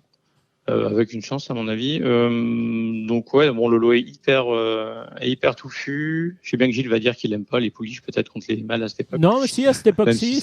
Non, c'est bon là, J'aime pas au mois de février, mars, C'est avril. fini, là, Après, c'est fini. Oui, j'aime bien. Ouais. Là- Et après, là, c'est et après, je n'aimerais que les pouliches à partir du mois d'août, septembre. Voilà. Voilà, c'est bien. On connaît la période de transition, c'est bien. Non, sinon, voilà, j'aime bien aussi pour rester dans la pouliche, j'aime bien aussi le numéro 14 Expert Advice, qui a d'expérience, qui fait toutes ses courses et qui a une valeur un peu refuge dans ce lot-là et qui doit lui permettre, je pense, d'envisager au minimum le trio.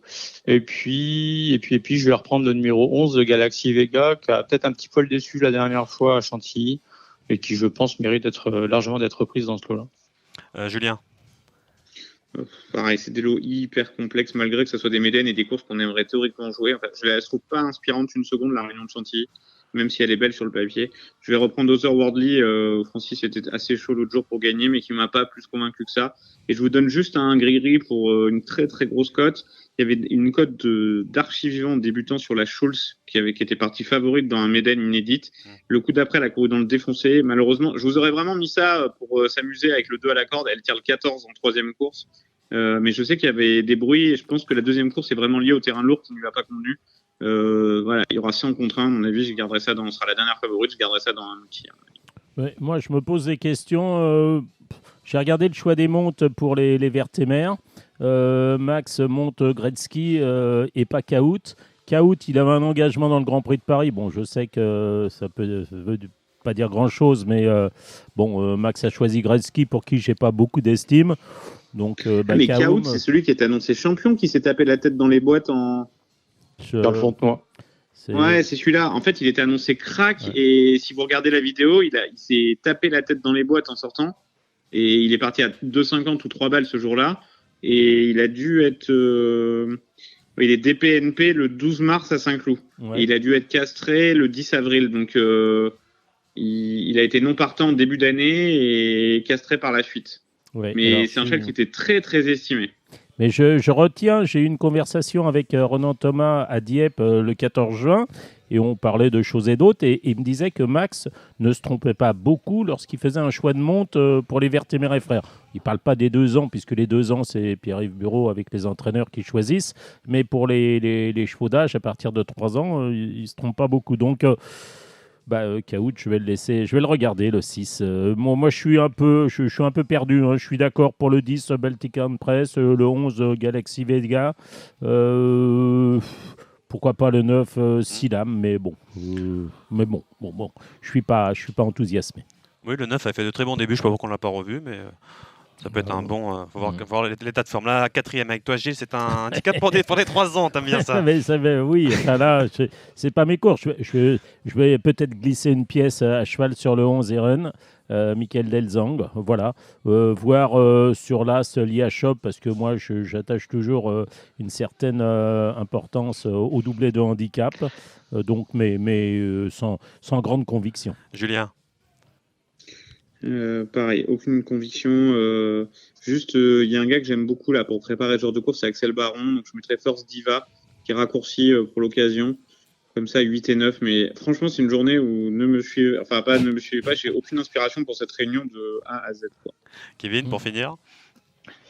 Kevin pour finir avec le 9 initié qui a quand même très bien débuté à ce niveau du côté d'Argentan. Sinon, qu'est-ce que j'ai retenu? J'ai retenu, comme Gilles, l'IA-Shop pour le doublé de handicap, d'autant qu'en plus, c'était plutôt plaisant la dernière fois, donc je vois pas pourquoi elle répéterait pas. Et puis, je compléterai éventuellement avec, malgré son numéro de corde, le 14 Royal Soprano, parce que la fin de course était quand même très correcte à Compiègne la dernière fois. La 5e, c'est le prix de Bagatelle, une listed pour les 3 ans. Gilles, est-ce qu'on va sur ceux qui redescendent catégorie comme Rose Bloom ou pas? Est-ce qu'on lui redonne une chance à Rose Bloom? Alors, Rose Bloom, moi, on m'avait dit qu'elle n'allait pas courir cette course-là. Ah. Donc, elle court. Donc, j'ai rien vu cette année, Rose Bloom, donc je vais jouer contre. Il y a la ligne de Cetera et de Ribalta Gaia qui, au passage, rend 2 kilos. Moi, je vais aller sur Bright Thunder. C'est une pouliche, je me suis passé sa course. Elle a bien gagné à l'occasion de ses débuts. Après, c'est pas une course facile qu'on lui a proposée dans une liste d'York. Derrière, Devoted Queen qui a été non partante l'autre jour dans les Coronation Stakes, qui est engagée à Falmouth. Elle a été battue à la fin pour les places. Moi, je trouve ce qu'elle a fait l'autre jour à York, le 17 mai, c'est suffisant pour lui voir une toute bonne chance dans cette épreuve. Et je la prendrai le 2, Bright Thunder, en base de jeu pour des jeux combinés. Sans oublier, bien sûr, derrière, etc. Mais bon, je dirais le 2. Ouais. Kevin, à toi. Gilles a bien résumé la chose. Moi, j'aime bien, j'ai toujours un petit faible pour les chevaux qui sont un petit peu raccourcis et qui courent en dessous de leur plafond de distance. Donc, j'aime beaucoup le numéro 7, Iran, qui vient de finir en plus deuxième de Bubblegum, qui, elle, n'a pas du tout démérité dans le Diane ensuite, en finissant 6e. Là, elle, plutôt que de la courir sur plus long, on la ramène sur le mile. 9 partantes, elle ne sera pas si loin que ça dans le parcours, donc je m'attends à ce qu'elle finisse bien et à ce qu'elle joue un premier rôle. Julien? Mais toujours pas. Vous pouvez continuer sans moi à cette réunion. Je cherche désespérément un truc, mais j'ai pas un truc marrant à part la course des gentlemen que j'aime bien. Mais sinon, c'est. Donc la 6e, le prix Hampton sur la ligne droite, toujours pas alors. C'est-à-dire que la 6e, elle n'est pas très, excusez-moi, entre guillemets, elle n'est pas très bandante, hein, parce que nos sprinters, je veux dire, c'est la. Oui, mais on a toujours les mêmes. Là, ce Vichusari qui court bien une fois et qui court mal une autre fois. On a le 2. Oui, Mguera, oui, bien sûr, oui, qui depuis, quand elle va être sur 800, ça va être parfait. Non, elle fait toutes ses courses, donc je dirais que c'est une valeur fiable pour être dans les 3, le 8 Mguera. Puis après, je ne vais pas sortir des sentiers battus, je veux dire le 2 Batouane, le 3 Berneuil, qui a été non partant l'autre jour en raison du terrain sans doute. Et puis là, ce Vichusari, mais bon, si c'est pour parler de Laisse-le passer et Pradaro, le 6 et le 7, oui, voilà, c'est des bons chevaux, mais oui, non. Kevin, toi, est-ce que tu es un peu plus... Disons que c'est embêtant de se dire que c'est quasiment nos meilleurs sprinters. Quoi. Oui. Donc, non, voilà. Kevin, c'est exactement ça. Hein. C'est ça, hein. On n'a pas beaucoup... Le meilleur en classe pure et vraiment de loin, c'est Berneuil. Hein. Bon terrain. Oui, les Berneuil, ils sont pas assez près de préparer un cheval au top pour sa course de rentrée. Il a toujours tapé des rentrées. Non, mais je suis d'accord. Oui. Non, voilà. Non, Gilles a bien résumé concernant Mguera, qui sont toute la valeur refuge et qui mérite de renouer avec le succès. Moi, sinon, même si il aurait peut-être préféré un terrain plus souple, mais il est quand même dans son élément sur 1000 mètres, ce sera le numéro 2, Batouane, qui, s'il confirme ce qu'il vient de faire, devrait jouer un premier rôle. Mais après, voilà, c'est vraiment son après, il n'est pas tous les jours non plus. Hein, Allez, on va essayer de faire un peu plus vite pour Chantilly. La 7e, un handicap avec toi, Kevin.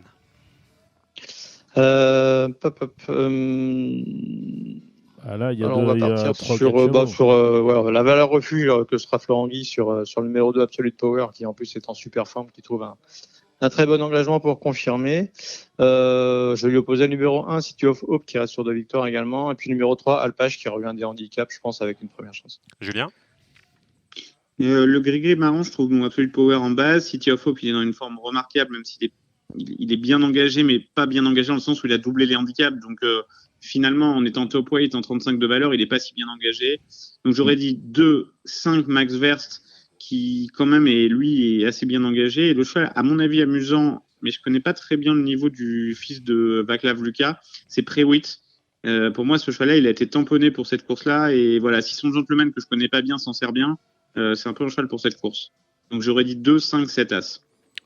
Oui. Moi, je suis d'accord pour le 2 Absolute Power, parce que l'autre jour, il a quand même été étonnant avec le peu de métier en plaque qu'il avait. Oui, enfin, c'est magnifique. Le 5 Ta mère était vraiment une bonne pouliche. Le 5 McVert, je suis complètement d'accord avec. Derrière, je prenais les deux du bas, le 11 Crowdfunding et le 12 Lunala. Mais bon, voilà. Mais je suis 2 et 5 en plat. Ouais. La 8e, c'est en faire un... Gilles a réclamé sur 1200 mètres. Le numéro? Ouais, numéro, je dirais le 7, New Way Baby, mais j'ai pas le 9, Moremia. Et puis après, Dalenda, mais bon, elle commence à être sur la mauvaise passe. Et puis là, Monchatzi, mais non, j'ai pas d'atome crochu. Julien? Avec ces chevaux-là. Ouais, Dalenda, l'autre jour, elle a été devant, elle a été attaquée tôt. Je pense que 12, 12 avec le métier qu'elle a, ça peut être sa course. Effectivement, New Way Baby a fait 2 fois assez bonne impression, mais alors on avait l'impression que c'était le sparadrap du capitaine Haddock, genre il l'a jamais défendu, comme s'il voulait se dépêcher de s'en débarrasser. Donc voilà. Et Kevin, un truc à rajouter? Ouais, peut-être quand même le numéro 10, Laomi, qui vient de montrer des progrès et qui sera confié à Maxime Guillon. Et la 9e, c'est une course pour les cavalières, je ne me trompe pas. Avec toi, Gilles? Je dirais le 7 Yellow Lion, ouais. Le 2 Hollywood Africans, et puis on doit arriver dans les... le 12 Speedy Angel peut-être, et on arrive dans les bonnes périodes de l'As Rosetta Stone, qui est un cheval d'été surtout, et qui aime bien la chaleur, donc pourquoi pas, même s'il n'est pas hyper bien engagé. Julien? Je dirais, donc Yellow Lion, c'était le truc marrant, je pensais pas que Gilles allait sauter là-dessus. Et en tête le des 12 Speedy Angel est un truc, pareil, je connais pas très bien sa cavalière, mais peut-être que c'est le moment de commencer à reprendre Get Set, qui est un cheval d'été, qui a beaucoup baissé au poids et qui est un cheval qui peut aller de l'avant. Il a mal couru l'autre jour dans cette course, quoi. L'autre jour, il s'est mis au pas rapidement. Maintenant, pourquoi pas, hein. Kevin? C'est un cheval qui a vachement de caractère, je pense. Ouais. Kevin? Ça peut peut-être lui convenir une course de cavalière. Non, pas grand-chose à rajouter. J'ai toujours bien aimé Rosetta Stone, donc très bien. On va partir sur lui. Il a été très bien dans un gros handicap la dernière fois. Donc, si je dois en retenir qu'un, ça sera lui. Allez, on va passer à dimanche. Là, on commence à 13h58 à Saint-Cloud. Un terrain qui, alors, il a fait chaud à Paris, mais on attend des orages peut-être dans la nuit de samedi et dimanche. C'est ce qu'on disait avec Jean-Pierre Gauvin. Donc, mais bon, ce ne sera pas un terrain non plus. Non, voilà. non, mais enfin, on annonce quand même au moins 15 à 20 mm d'eau dans la nuit. Hein, donc, ça sera pas léger. Voilà. On va commencer avec le quintet. C'est la 3e à 15h15 avec toi, Julien. Eh ben moi, malheureusement, j'avais fait mon papier pour un cheval de bon terrain. Donc, faudra vraiment. Mais alors, j'avais vraiment mon coup de cœur du week-end sur une grosse cote. Je pense que Loubésien, il a été vraiment préparé pour ça. Et c'est un cheval qui a baissé, qui s'est tapé le terrain lourd, qui déteste en début d'année, qui a eu un mauvais passage, qui m'a l'air de revenir bien. Il a un bon numéro de corde, le 14 de Saint-Cloud, avec une lice à 0, un jour de Grand Prix. Il va se retrouver là tout de suite. Et je le vois vraiment très bien courir. Donc, et je pense que comme c'est Enzo Corallo et tout, donc j'étais très fervent dans cette course. J'aurais dit 7-15. Pour une placette, Léopard Duccio avec le 11, mais j'ai peur d'arriver un coup trop tôt, mais c'est un bon cheval. Et Royal Check qui n'a pas couru l'autre jour. Donc, mais voilà, mon petit coup de cœur à très belle cote du week-end, c'est le 7 Loubésien. Ouais. Moi, je suis très à la découpe du handicap avec le 15 Times Boulevard. Alors, si le terrain est bon, pour moi, c'est une... je ne veux pas dire que c'est une formalité à l'arrivée, mais je pense qu'elle va être sûre à l'arrivée. Voilà, donc le 15 Time Boulevard, à condition que le terrain soit bon. Le 5 Royal Check, alors je me suis fait charrier l'autre jour parce que j'ai dit il est malheureux, oui, effectivement. Ouais. Enfin bon, il y avait, bref. Voilà, on admet. Oui, mais bien sûr, il a été malchanceux. D'accord, et puis après, les incontournables que sont Palace Road le 4, l'As Whispering Dream, et puis le 12 Alva, voilà. Et puis j'aime bien Léopard Duccio, c'est un vrai bon cheval, ça c'est sûr. Oui. Kevin? J'ai globalement les mêmes que vous, donc je vais pas répéter. Par contre, petite mention pour une cote avec le numéro 9, Pissoulsi, qui a pas du tout couru la dernière fois à Saint-Cloud. Elle a eu un mur tout au long de la ligne droite. Elle a eu des ressources. Elle avait des ressources tout le long. Donc, si ça se passe un petit peu mieux, je pense que ça devrait pas être mal pour une cote. Après, comme Julien, j'aime bien Loubésien aussi parce que je pense que Christophe Ferland a une petite idée derrière la tête. Et comme je vous ai dit un peu plus tôt, j'aime bien les chevaux qui sont... dans son cas, lui, non, il passe plutôt sur plus long. Mais il a l'air de bien s'y plaire. Et je vais rajouter ensuite le numéro 2, Empathy, qui a été déclaré non partant l'autre jour. Il aurait dû faire sa rentrée, mais il a été supplémenté. Alors, je m'imagine quand même qu'il est prêt à bien courir. Et il sera en plein dans son élément sur la distance du jour. Donc, je m'attends à ce qu'il court bien quand même. Je ne sais pas si vous l'avez mentionné, mais le 13 Kamnatsang a fait une très bonne rentrée. Je le garderai Oui, pour... c'est une pouliche, non? C'était bien aussi, ouais. Oui, c'est une pouliche, oui. Ouais. Allez, on va revenir à la première, le prix Amber Ramas pour des 2 ans, si je ne me trompe pas, oui, sur 1400 mètres, Gilles. Alors, il y avait beaucoup de Christopher Red engagés à la base, mais il n'y en a plus que 2. Oui, ça, c'est un secret de Polichinelle. Tous les gens bien informés savaient qu'il allait enlever la Guapissima et l'autre. Voilà, donc, d'ailleurs, il y en a 2 qui ont supplémenté, je crois, le Midlum et Misty. Voilà. Je dirais les 2 Christopher Red, le 2 et le 4, imparable. Voilà. Bon, Julien? je suis pas... Ouais, Angel qui a des lignes, Oui, dont la ligne est réellement très bien bonne arrêté, en débutant, même si elle s'est pas détachée et comme on aurait aimé. Je dirais 2 As-4 dans Kevin. cette course-là. Et Kevin? Ouais, globalement la même chose pour moi. J'ai bien aimé les débuts de Soupido en dernier lieu. L'accélération était quand même plutôt pas mal, donc il doit avoir le droit de s'intercaler entre les deux. À mon avis. La deuxième, on est sur 3100 mètres pour des cavaliers avec toi, Kevin. Pour les cavaliers, on va avoir les débuts en France de Nagano qui sera confié d'entrée de jeu à Florent Guy pour le compte de Jérôme Régnier. Il a été supplémenté d'ailleurs, donc je ne sais pas si vous avez des bruits dessus ou pas, mais bon, voilà, on va forcément s'en méfier compte tenu de la monte. J'ai envie de reprendre le numéro 3 du Shingy Spectre. Et puis j'ai beaucoup aimé la rentrée de Jour Polaire où il a un petit peu oublié tout le monde à l'arrivée. Donc je m'attends à ce qu'il confirme ce dimanche. Julien? Ouais, 7-4 pour moi. Nagano, il paraît qu'il est bien. En tout cas, il évolue. C'est un cheval qui est, je crois, qui est en 48 ou un truc comme ça. Donc il est vraiment extrêmement bien engagé dans cette course. Et c'était même, je crois, des débuts pour Jour Polaire en plat l'autre jour, si je dis pas de conneries. Oui, c'est ça. Il a traversé littéralement l'opposition. Alors certes, c'était un petit lot, mais on a vu que Michael Serror était super habile là, avec ses chevaux qui courent un peu en plat sur les longues distances en venant de l'obstacle. Et ce qui prouve qu'il y a quand même un très bon niveau intrinsèque en obstacle de qualité de place, qui était peut-être pas le cas il y a 20 ou 30 ans. Et voilà, donc j'aurais dit 7-4. Oui, moi j'ai mis 7-4, j'ai mis 7-4, 3 dans les pronos, voilà. Donc rien inventé. Mais Nagano, il est un peu en liberté. S'il l'a reçu il y a un certain temps, ça va aller. Ça va aller. Oui, il a fait l'arrivée de groupe, ce cheval-là. Ouais. La troisième, on en a parlé, c'est le Quintet. La quatrième, c'est le Grand Prix de Saint-Cloud, le groupe 1. Avec toi, Gilles, comment tu la vois, cette course-là? Je la vois très compliquée parce que faudrait pas qu'il pleuve de trop pour Zahir. L'autre jour, il méritait mieux, à mon sens. Voilà, ça s'est pas bien passé. Il avait le 7 dans les stalles de départ. Et trop court un peu, non? Oui, aussi trop court. Il serait bien mieux 2400 mètres. Donc, j'aime bien Zahir. J'ai rien contre Irésine. Donc, j'irai 4 et As. Et puis derrière, je suis un peu... Je vois pas le 2, Feed the Flame, et je vois pas le 3, Outbox.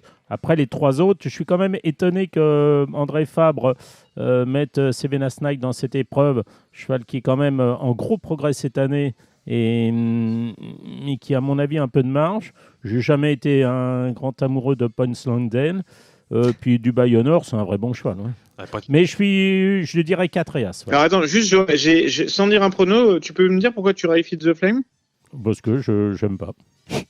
Non, mais c'est dans cette course, un cheval que tu n'as jamais aimé Non, mais je pense qu'il est moins bon que Zahir. Voilà. Ok. Non, mais c'est hyper intéressant. Ouais, moi, je le jouerai pas. Voilà. Le 7 Point Lonsdale, soyez pas surpris s'il est au bras dans le tournant. C'est un cheval très froid, mais il va continuer à avancer. Julien, avec toi. Honnêtement, c'est hyper ouvert. Moi, j'aimais plutôt pas mal Feed the Flame. Point Lonsdale, il vient de gagner arrêté. Je suis un grand fan d'Irésine. Honnêtement, c'est une course à pareil à regarder, mais c'est pas une course pour la flamme. Ouais, Kevin. Ouais, non, c'est assez compliqué quand même. Moi, j'ai mis un petit coup de cœur quand même sur Zahir parce que je trouve que le cheval ne cesse de s'affirmer. Comme vous avez dit, dans la Coupe à Longchamp, c'était quand même un peu court pour lui. Je crois même que c'était la première fois qu'il courait sur 2000. Il a gagné en début de saison, il gagnait facilement sur 2007. Donc c'est un cheval qui a beaucoup de marge niveau distance. Et là, sur 2400 mètres, et même par rapport au Gannet où c'était sur un 2100, où il a très très bien fini. Il sera encore bien mieux sur la distance classique. Donc pour moi, c'est la valeur montante. Peut-être contrairement à un cheval comme Feed the Flame, je suis un peu comme Gilles, je suis pas complètement fan de ses perfs de cette année. À Epsom, c'était bien sans plus. Il a quand même fini quand même en retrait des deux premiers. Donc voilà, Irésine, c'est une évidence. Ici, en plus, il s'est baladé pour sa rentrée. Après, derrière, voilà, Point Lonsdale, c'était très très bien à Chester. Outbox, il a gagné les Jockey Club Stakes.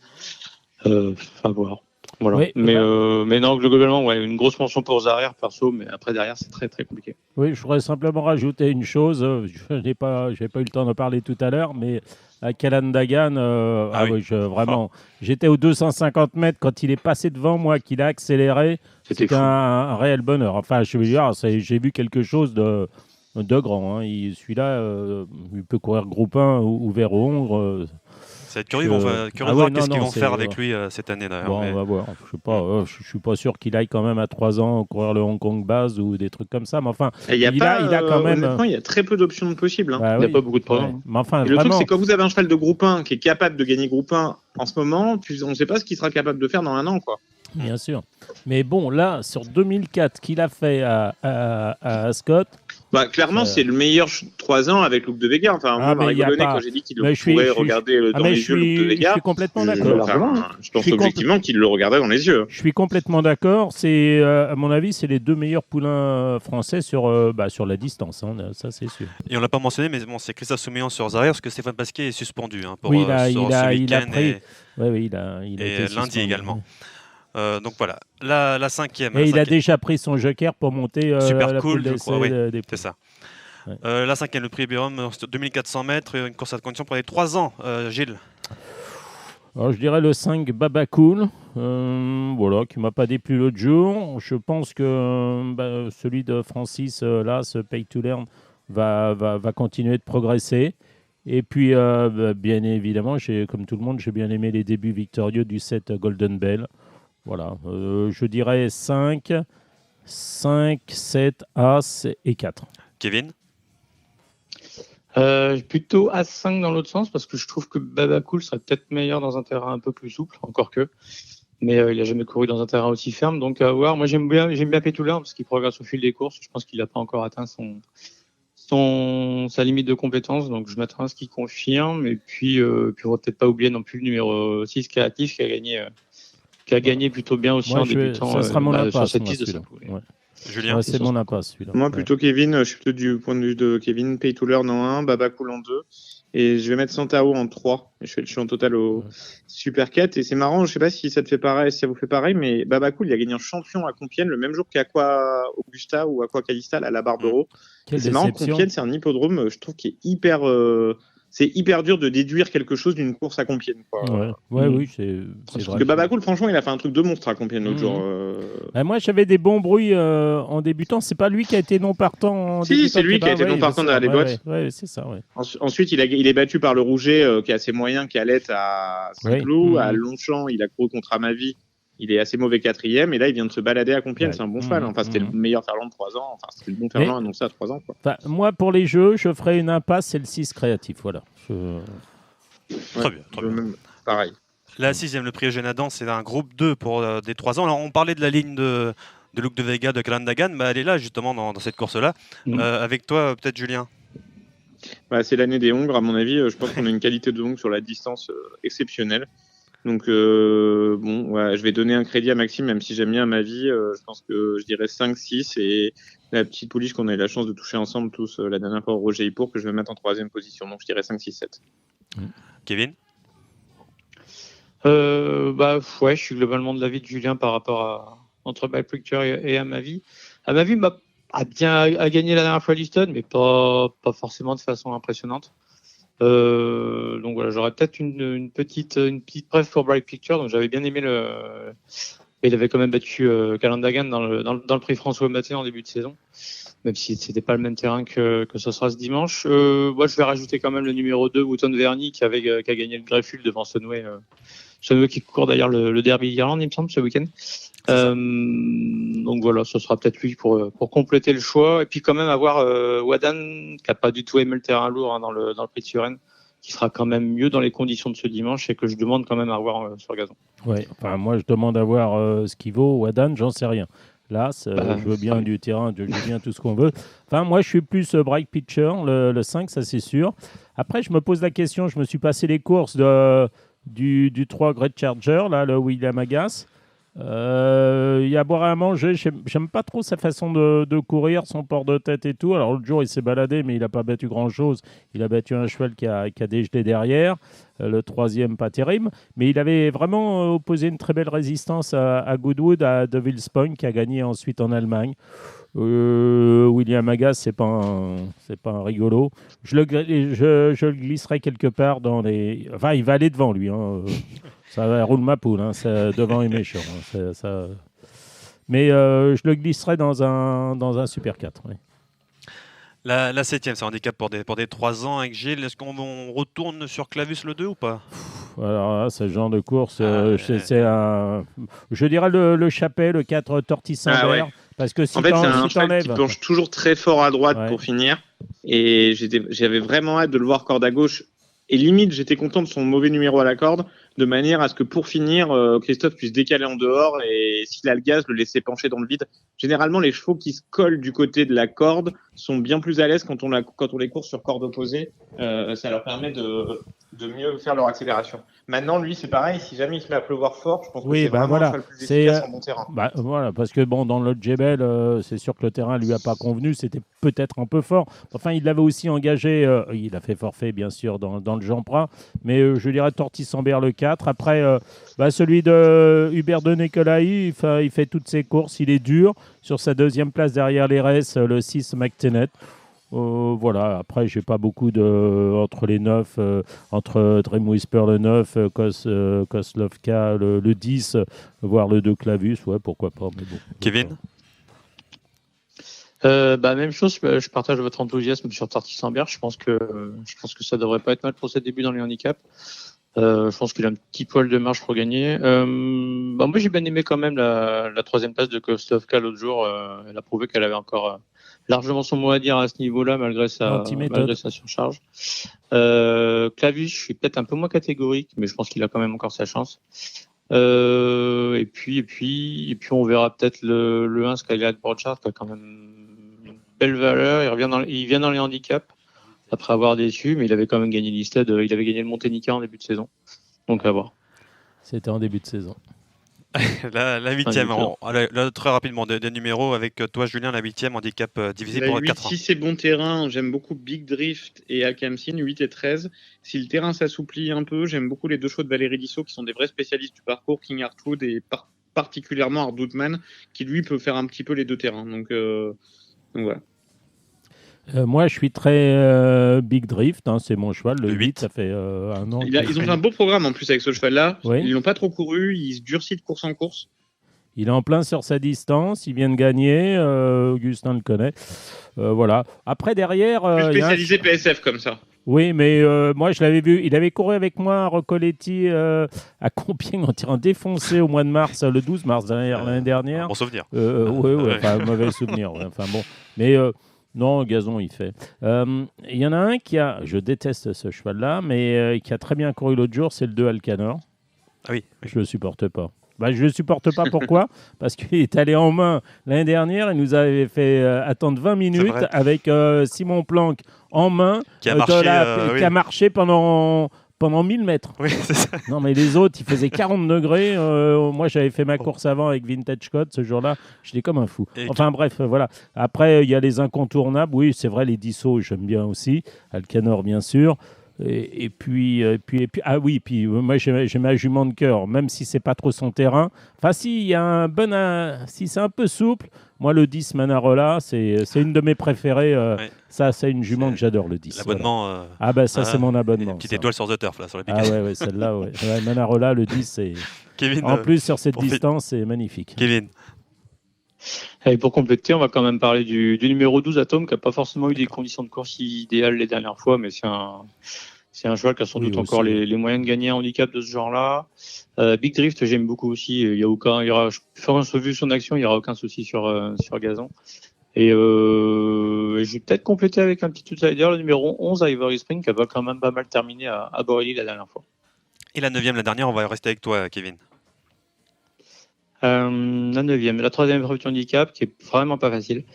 Que je renote ce que j'avais dit. On a quand même une bonne base a priori avec Arena's Dream, le numéro 6, qui vient de confirmer sa victoire de handicap par une deuxième place. On aura le numéro 5, Mai Tai, qui vient de créer la surprise, mais qui peut confirmer. Je vais reprendre le numéro 8, Lucky, qui n'a pas eu forcément le meilleur parcours la dernière fois. Cette fois, c'était au Bachelot sur le dos. Et puis le numéro 10, Nakoma, qui cherche un peu sa course en ce moment, qui a une belle chance. Et Julien ? Alors moi, j'ai vraiment un coup de cœur pour Essai Transformé, qui fait très bien ce parcours-là, qui avait fait une rentrée superbe pour un cheval de Mathieu Boutin, qui n'est pas trop un mec qui a affûté les chevaux en première course. La deuxième fois, ça s'est pas super passé. Il finit quand même à mi-peloton, mais pas de cata. Et comme je vous dis, les chevaux de Mathieu viennent généralement avec les courses. Donc du coup, il a baissé petit à petit, il fait bien de parcours. Je pense qu'à ce moment-là de la journée, s'il a plu, on viendra un peu vers l'extérieur. Donc le 13 sera peut-être pas une grosse pénalité. Donc c'est pareil, c'est un petit coup de cœur à Bellecote dans le week-end. Et alors là, je spécule totalement, mais je serais très étonné que Nicolas Collery courise Pride écrasé de cette façon-là. Il est engagé mardi. Il y a 3 jours, il a vivant, mais avec à mon avis, de ressources. Donc, à mon avis, il s'est fait prendre dans la course oui, en troisième épreuve avec des annulations de dernière seconde, mais je vois bien ne pas courir. Ouais. Mais en admettant qu'il court, je ne sais pas ce qu'il faut faire. Mais par contre, prenez-le vraiment sur votre carnet de notes. Il marchait sur tout le monde mercredi à Chantilly quand il n'avait jamais pu passer. Oui, alors moi, ce matin, j'étais très attentif aux chevaux qui étaient forfaits et j'ai envoyé un message à Cédric Boutin. Je lui ai dit, Coco, à 10h29, tu as intérêt à être devant ton écran parce que t'es E4, tu vas rentrer.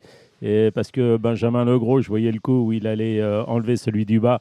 D'ailleurs, ce qu'il a fait, ce qui a fait rentrer donc Micoléo, que Cédric Boutin a enlevé. Et à mon avis, le couillon de l'histoire, c'était Isprice. Mais Isprice, il est aussi mardi, donc il peut faire forfait et courir mardi à Chantilly, 1400 mètres, puisqu'il y a un 1400 mètres. Donc en tout cas, le là, je sais pas, celui-là, il arrive vraiment dans son seuil de compétence. Quoi. Alors, bon, moi, donc, je suis très... Le 5, Miss Maïtei, parce qu'en Angleterre, elle faisait un peu plus que cette valeur-là, déjà. Donc, l'autre jour, elle a bien couru handicap. Je n'ai rien contre le 7 essai transformé que j'ai toujours bien aimé. Mais moi, je vais vous rajouter, prenez le 9 Faster. Reprenez-la une fois. Je suis sûr que l'autre jour, ça ne s'est pas trop bien passé. Elle a encore été baissée d'1 kilo. 1400 mètres. Si elle a un bon parcours fluide... on en a fini avec le galop, c'est long. Hein. Non, mais c'est long. C'est long, mais c'est bon. Je vous donne un gagnant. Je te donne un gagnant à 30 contre 1 et tu m'envoies chier. 30 contre 1, vous voyez les handicaps, on joue dans le chapeau. Oui. Tiens, va dire ça à nos amis de l'AEP. Non, mais c'est la vérité. Oui, c'est de la vérité, mais les joueurs, si vous voulez commencer à jouer aux courses, vous commencez par les courses à condition, d'accord, par les courses les plus faciles. On n'est pas meilleur que le handicapeur, c'est tout. Bon, je sens qu'il est énervé, on va pas parler des deux groupes 1 au Cura ce week-end. Non, il y a deux bons groupes 1, voilà. Il y a Derby d'Irlande et les Pretty Police. Non, mais c'est pas ça. On va pas passer. Il était parti faire la sieste sur la banquette et on va pas passer 2 heures sur les courses de galop du week-end. Merci. Et notamment, en plus, alors moi je vous donne, j'ai aucune confiance dans ce que j'ai donné. Il y a des jours où vraiment je sens les réunions à bloc. Alors là, j'ai vraiment l'impression d'être à flot. Surtout Chantilly, j'ai l'impression. Avec mes convictions, mais ne foncez pas sur les propos tête baissée. Hein. Bon, il y a des jours comme ça, c'est plus compliqué. Il y a du trop ce week-end et notamment une réunion très convenable sur l'hippodrome d'Anguien ce samedi, et ce sera avec Lucas Quentin. Très convenable, il y a une course d'amateurs à réclamer pour un samedi. J'espère qu'ils vont pas finir. J'espère qu'ils vont pas finir par nous tuer le Big Five aussi, parce que là ils sont partis. Ils sont partis à une vitesse grand V. Hein.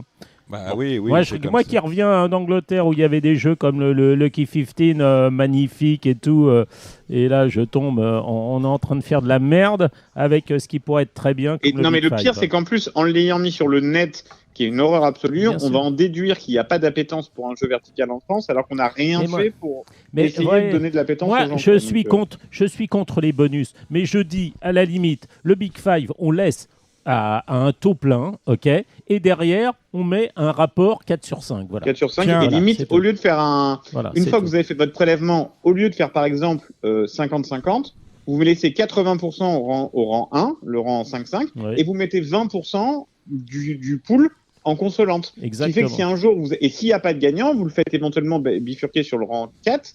Mais en gros, ça veut dire que ça vous donne une consolante quand vous en avez 4 et ça vous redonne un petit peu de masse, mais vous laissez quand même la très grosse masse pour le gagner en 5, pour que vraiment il y ait un écart terrible. Pour ceux, on va pas refaire la politique du commerce. On va pas faire le monde. On va pas faire la politique commerciale du PMU. Restez, ça peut être une information intéressante pour vous, Julien. Juste pour vous dire qu'on a des confrères qui s'appellent Coulisses de CO. C'est un podcast que vous retrouverez facilement sur le net, Coulisses de CO.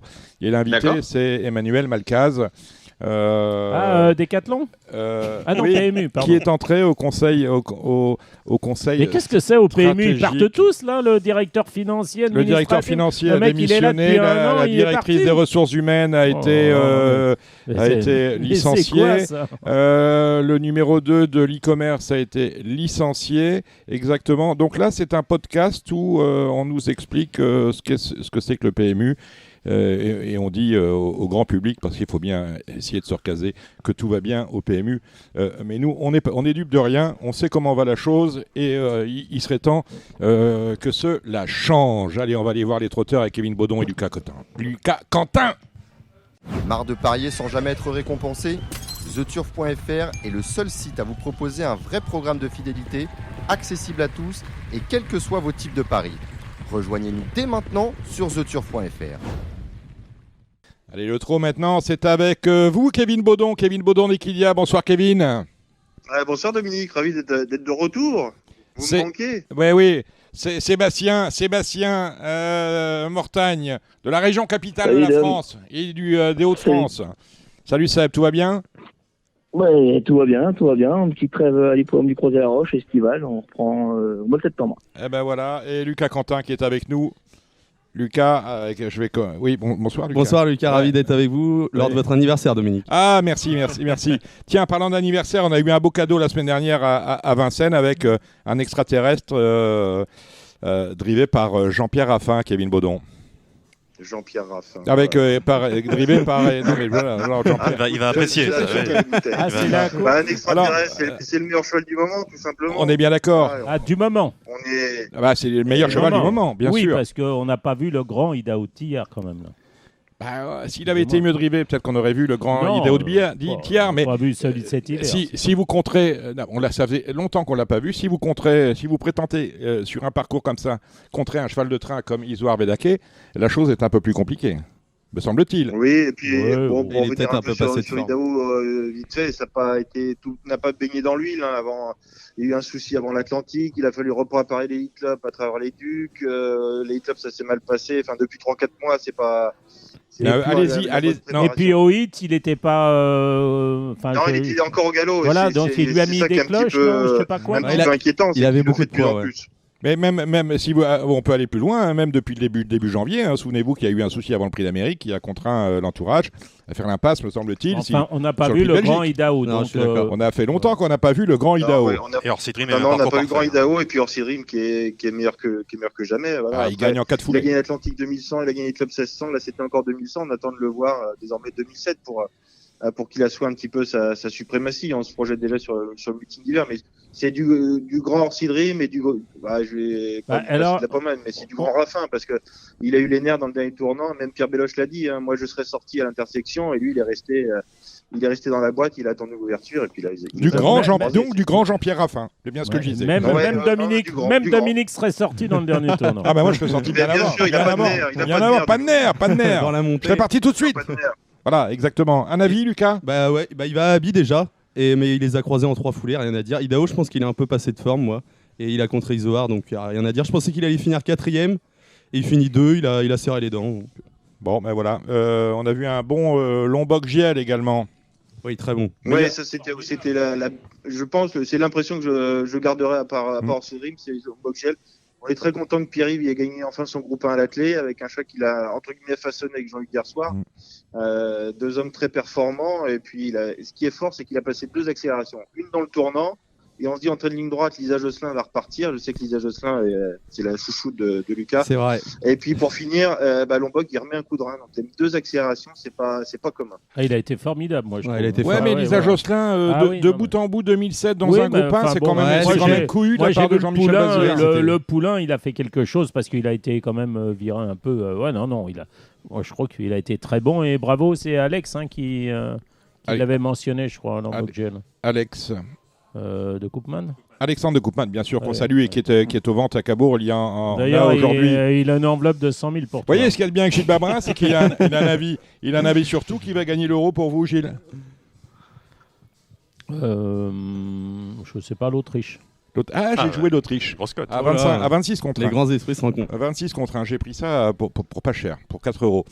Bon, allez, on va aller faire un tour. Pas demandé pour la finale ce soir entre Toulouse et Bordeaux-Bègles ? J'aime pas le rugby. D'accord, voilà. ok. Je peux pas tout aimer, je n'aime pas le rugby. On va aller plutôt à Anguien demain avec un Z5 assez ouvert. Le prix du Roussillon Alors, je vous dis ce que je pense. Mon favori, c'est les yeux fermés King Shermer. Je n'ai rien contre Monsieur Rottengatter, mais il a un peu mangé la feuille de match à Vincennes en dernier lieu, terminé en 4e, le numéro 14. Là, il est en 2e ligne derrière l'autostart. Vous allez me dire, et on salue le turfiste qui est présent, qui m'a montré la fiche d'Hamilton Duham. Très franchement, si King Shermer avait fait sa course en dernier lieu, il aurait, je pense, battu Hamilton Duham. Du coup, je fais confiance à ce King Shermer. Mais je sais que mon favori n'est pas le vôtre. On va commencer par vous, Kevin Baudon. Non, mais vous lisez dans mes pensées, Dominique. Le 14, King Shermer, évidemment, en tête. 100% de réussite en gain, 3 courses, 3 places. Et Benjamin Rochard, puisque Rottengatter laisse sa place. Benjamin Rochard, il est retenu à Volvega. Il a enquêté, puisque on s'occupe du poulain, on le façonne, hein, il est prometteur. C'est pour ça qu'on vous le prête, Dominique, et je sais que vous en prenez grand soin. Il a fait le papier et il a vu que son entraîneur était retenu à Volvega. Oui, c'est pour ça qu'il fait appel à Benjamin Rochard. C'est le petit Anthony Grouillot, là, bravo. Quel homme. Voilà, il fait le papier, le poulain. Quel homme, il fait le papier Quel homme, comme il faut. Anthony.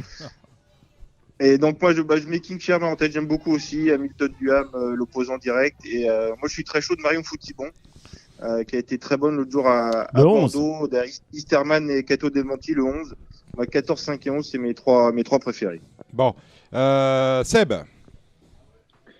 Je suis pareil que vous, messieurs. Je vais rajouter Philarète du Verger, numéro 7. Qui est souvent ma chanceuse. Et je pense que la ligne droite d'Anguien va l'avantager. Je pense qu'elle peut être 3-4. Ça peut être sympa. Gino Viva, si ça a récupéré sa dernière course, bien engagé avec un bon numéro, ça doit faire aussi l'arrivée. Je trouve de Muscopeux sont en pleine forme. Et puis aussi, il y a des Circeo avec Franck Nivard, mauvais numéro derrière la voiture. Oui.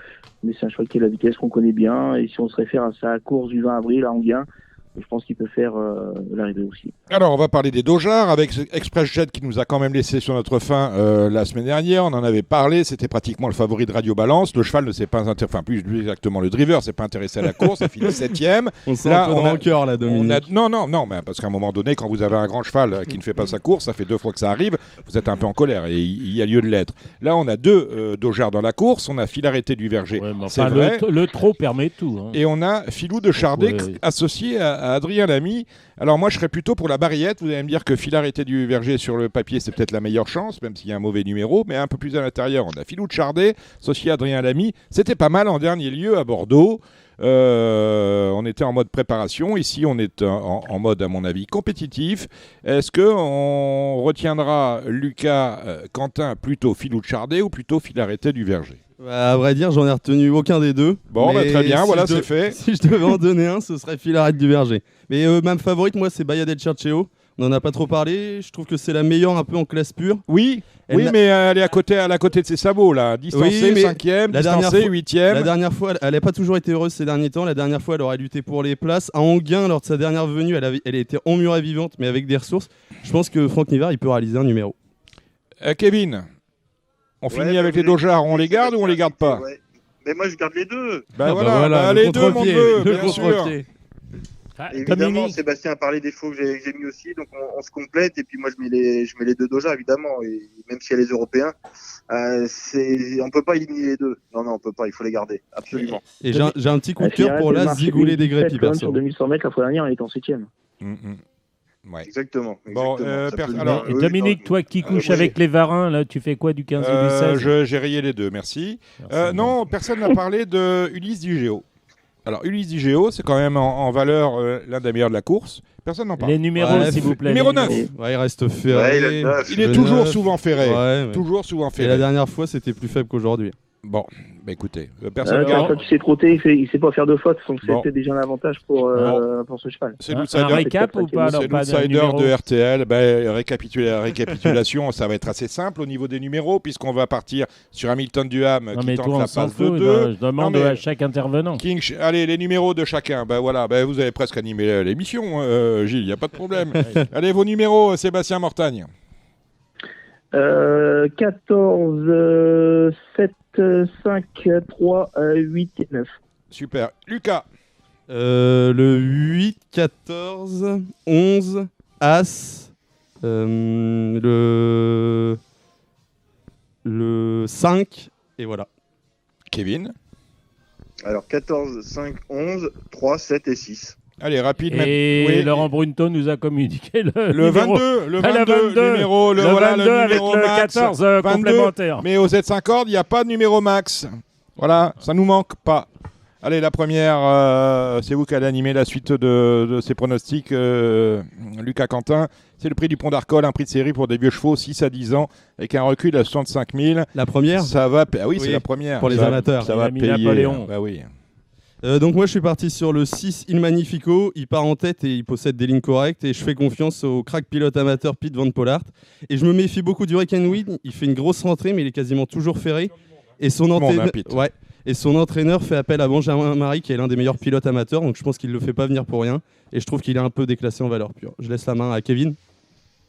Ouais, j'ai exactement les mêmes que toi, Lucas. On se rejoint. 6, 2 et 8, mais moi je rajoute le 13 quand même, Hello John, qui a des belles perfs, et puis son amateur, la fille de Jean William, a une très très belle réussite, elle a une bonne main, elle fait toujours l'arrivée.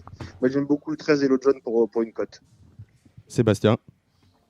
T'as tout dit avec Pete Van Pollard, c'est un crack, c'est un dieu au Croisé des Roches, il nous régale à chaque réunion. Magnifico, super bien placé. Harmonious qui a très bien couru aussi la fois dernière au croisé en étant deuxième. Elvira qui a gagné aussi à la Capelle en 20 terrain plus que détrempé. Ferré qui trouve un bon engagement au premier poteau. Et puis numéro 10, Galon d'Amiral, Bernard Piton attend depuis un bout de temps une drive avec Sébastien Boutique en amateur. Ça sera pour samedi et pour moi c'est une bonne chance. Ok, on passe à la deuxième course du programme, le prix de l'Observatoire pour des 3 ans ayant gagné moins de 28 000 €. C'est une épreuve montée. Et moi, je fais confiance à la Valoise Girl. Elle a battu la Gostérienne, protégée de Laurent-Claude Abrivard, qui a brillamment répété à Vincennes ensuite, le 9. Et si elle trotte, je pense qu'elle s'annonce difficile à battre. Kevin. Ouais, exactement. Je l'ai mise en tête. Ouais, elle a l'air sur la montante. Elle est réglée. Elle a fait des fautes en vue de carrière, mais elle a montré déjà des moyens. Moi, je mets l'Apogée Impériale qui a fini deuxième de Little Dédou. Et puis derrière, je mets le 3, Lucas d'Olivry. Qu'il faut racheter. Il a couru dans un meilleur lot. La dernière fois, c'était au mois de janvier. Il fait sa rentrée. Mais c'est ça le intérieur. Les élèves de Tom Lévesque sont en forme. Donc 9-10-3, mais pas vraiment de conviction dans cette course. Sébastien, à toi. Pareil, la Valoise Girl, fille d'excellent en plus, qui a trouvé sa discipline. Et puis, j'ai peut-être rajouté le 2, la Belle de l'Arrêt, qui a bien gagné dernièrement. Et puis le 7, Légende Berling, sur sa régularité dans haute montée. Allez, on passe à la troisième course du programme, le prix du Pont de l'Archevêché. Et avec une course de L de 3 ans. Et je fais confiance au 4, Love Glycine. Il possède des lignes intéressantes face à Le Billet Vert, un protégé de Thierry Duval d'Estaing, encore Lestime, qui a gagné pas plus tard que cette semaine. Et il sera plaqué pour la première fois, donc je me dirige vers lui. Kevin, qu'est-ce que tu en penses ? Ouais, moi j'ai mis Leader Mélois, il part tout à l'extérieur, mais j'ai bien mis sa dernière course à la Capelle. C'est un grand poulain qui va se plaire sur la piste d'Anguin avec sa longue ligne droite. J'ai mis en 2 Lordson Draliam, le numéro 5, un cheval qui est plutôt régulier, même s'il est ferré, moi j'y crois. Et après le cheval de Yann Le Bourgeois, l'Ordre du Trieux, il est plaqué des 4 prix pour la première fois, mais en dernier lieu à Mokanchy. Il a vraiment coincé pour finir, donc il a peut-être pas trop de marge, ce cheval-là, donc moi je partirais 8 et 5. Allez Sébastien, tu nous rejoins ? Et moi je vous rajoute un outsider avec le 6 Luker, qui a débuté sur l'hippodrome du Croisé la Roche de belle façon. Je pense qu'il faut racheter sa dernière course où il était disqualifié. Ça peut être une bonne surprise. Le 6, Luker. Allez, on passe à la 5e course du programme, le prix de Rouvroy pour des 4 ans. Et je fais confiance au 6 Kiwi de Baffet. L'entraînement Thomas est dans une forme étincelante en ce moment. Et c'était la note en dernier lieu. Il n'a pas eu trop le passage au moment opportun, alors qu'il se classait 4e. Donc je partirai sur lui. Kevin, tu me rejoins ? Ouais, je mets Koinor parce que la dernière course à Caen est bonne, le chrono est terrible. Je suis d'accord sur Kiwi de Baffet. Et puis Colmy Sansry qui a très bien gagné l'autre jour sur une simple accélération. L'engagement est bon avec Eric Raffin, mais c'est une course un peu loterie. C'est peut-être la plus dure de la journée. Donc 6-14 pour moi. Ok, ça marche. Sébastien, à toi la main. Je vais partir sur la ligne de Pont-Château où ils ont terminé 3 et 4e. C'est le 6 Kiwi de Baffet, le 2 King Evolution. Allez, et le 9 n'a pas de chance là-dedans ? Cahouette de Chenu ? Si, il a une chance. Il a une chance. Ça aurait été mon deuxième. C'est course un peu loterie. Franchement, c'est très ouvert.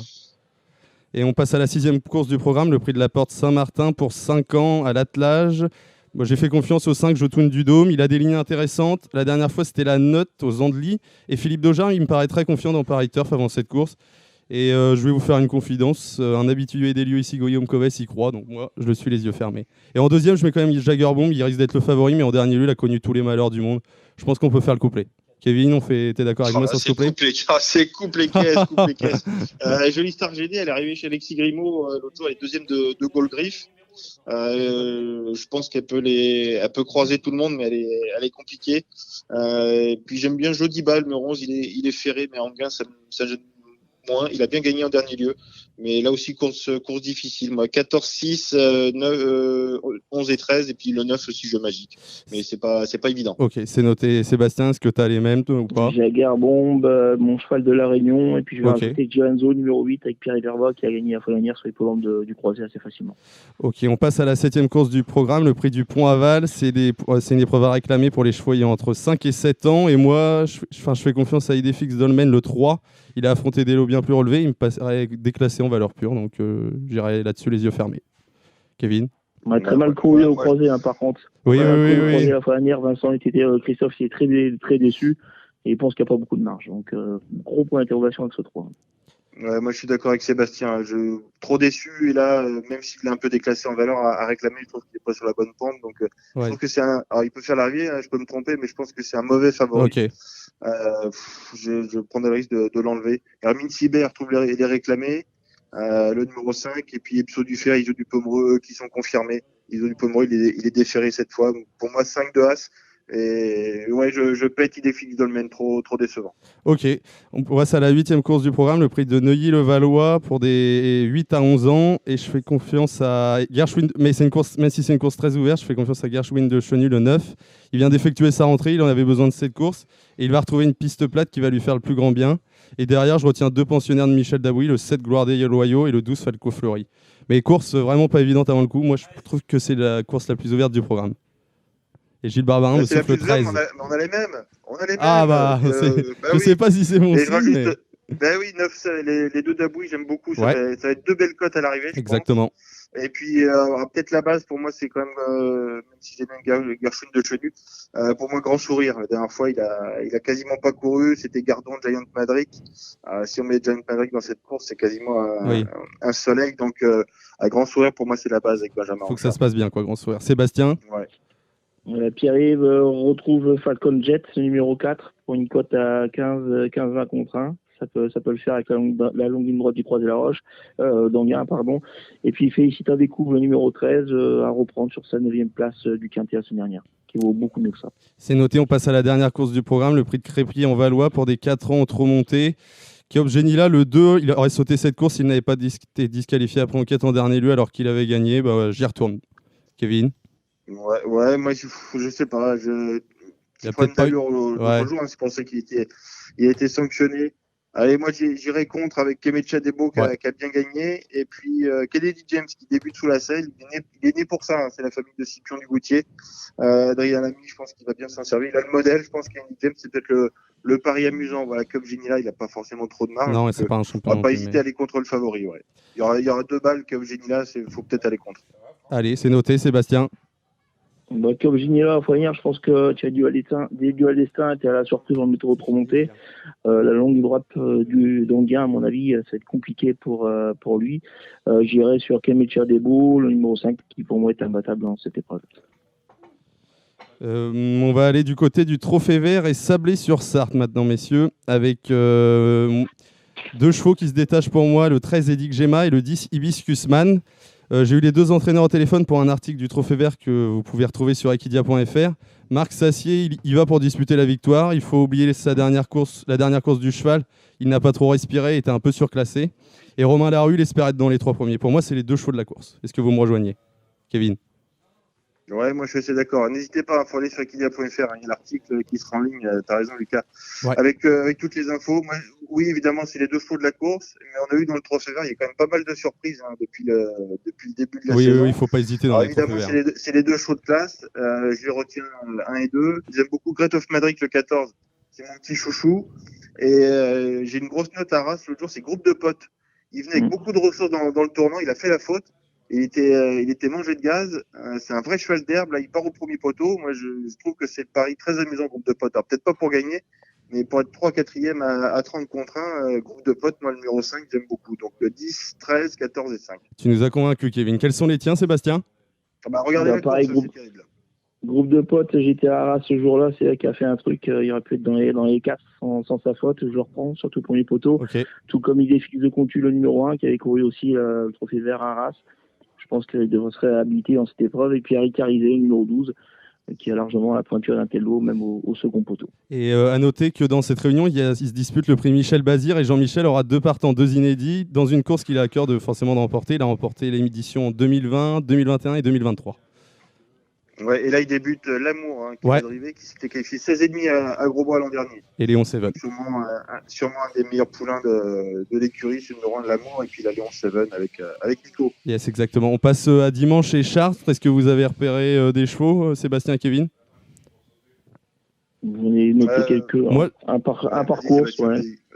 Moi, il y a les 2 chevaux à l'écurie chez Avat, Laura Scotia et puis Karina Josselin. Les concurrents, une qui reste invaincue, l'autre qui va faire sa rentrée, mais qui vaut largement un tel lot. Quasimodo Dream, qui a terminé très bon 4e dans la 3e, le 305 au croisé le 3 juin. Défaire les 4 pour la première fois, Emoji Vert, cheval régulier, c'est une bonne base. Et puis ensuite, dans la 5e, Joshua PJ, qui a marché 1-11-4, qui vient de gagner facilement sur l'hippodrome de Nantes. Ça sera premier ou disqualifié au trop monté. Et puis dans la 6e, ID Smart, qui trouve un engagement au nord, et on a mis Franck Nivarosuki. C'est une priorité dans cette épreuve. Moi perso, j'ai le 202 Clem du Hanois que Jean-Loïc Dersoir aime beaucoup. Le 312 Kayak, il a des lignes en béton. Il a déjà battu par exemple un cheval comme Karma qui a couru le prix du président de la République. Et le 805 Eliade Laxa qui découvre un bel engagement. Kevin, est-ce que tu en as repéré dans cette réunion? Ouais, pêle-mêle, j'ai 2-3 chevaux qui m'amusent. Bon, il y a le 207 Kotika Girl qui sera défait des 4 pieds pour la première fois. Elle s'est fait remarquer à Bande de Bretagne l'autre jour. Je pense que c'est une piste pour elle. Je suis d'accord avec toi, Lucas, sur Kayak, le 412, qui a sûrement été préparé pour cette course. J'y crois beaucoup. J'aime bien le 312, pardon. Le 602, j'aime bien Isofor, même si elle est compliquée avec le 11 Igor Viking. Philippe Dojar qui fait appel à Romain Dorieux qui connaît la piste par cœur, donc 2 et 11 dans la 6e. Et dans la DER, je suis excessivement chaud, c'est peut-être mon pari du jour. 10 pieds de la Coudre, le numéro 2. Ouais, je suis très chaud de ce pensionnaire de Fabien Jean, c'est que en forme, qui a gagné à Vichy cette semaine. 10 pieds de la Coudre, elle a une très bonne ligne avec Ilios Gemma notamment, très rarement déféré, là déféré des postérieurs au premier poteau. Je suis très chaud. Allez, on va suivre ça attentivement. On peut peut-être faire le couplet avec la mienne, Eliade Laxa. On fait le couplet, allez, bon coup. Je suis très chaud des pieds de la Coudre. Ok, c'est noté. Et comme ça, moi, je pourrais, grâce à vous, partir en vacances. Exactement. Merci Lucas Quentin de votre passage à Radio Balance. Merci Kevin Baudon d'Equilia. Merci. À bientôt. Très vite. Merci. On vous retrouvera tout l'été avec Samy Boisa en direct de Deauville. Merci à Sébastien Mortagne. Merci à Gilles Barbarin et Dominique. Merci beaucoup. Oui, merci à Gilles Barbarin. On remercie ceux qui sont passés par cette émission et qui sont partis. Kevin Nicole de The Turf, Julien Philippon et notre invité cette semaine, c'était Jean-Pierre Gauvin. Et on vous remercie vous également. Rajouter quelque chose à la réalisation, oui. Que tous les abonnés souhaitent un bon anniversaire à Dominique Cordier dans les commentaires sur YouTube, sur pas tous les jours, 45 ans. 70 ans. Donc voilà. Allez, la semaine prochaine, même endroit, même heure pour un nouveau Radio Balance. Rendez-vous est pris. À Clairefontaine. À très vite. Portez bien. Oui, vous serez en direct de Clairefontaine, Gilles, me semble-t-il. Allez, voilà qui est fait la semaine prochaine. C'était l'émission Radio Balance.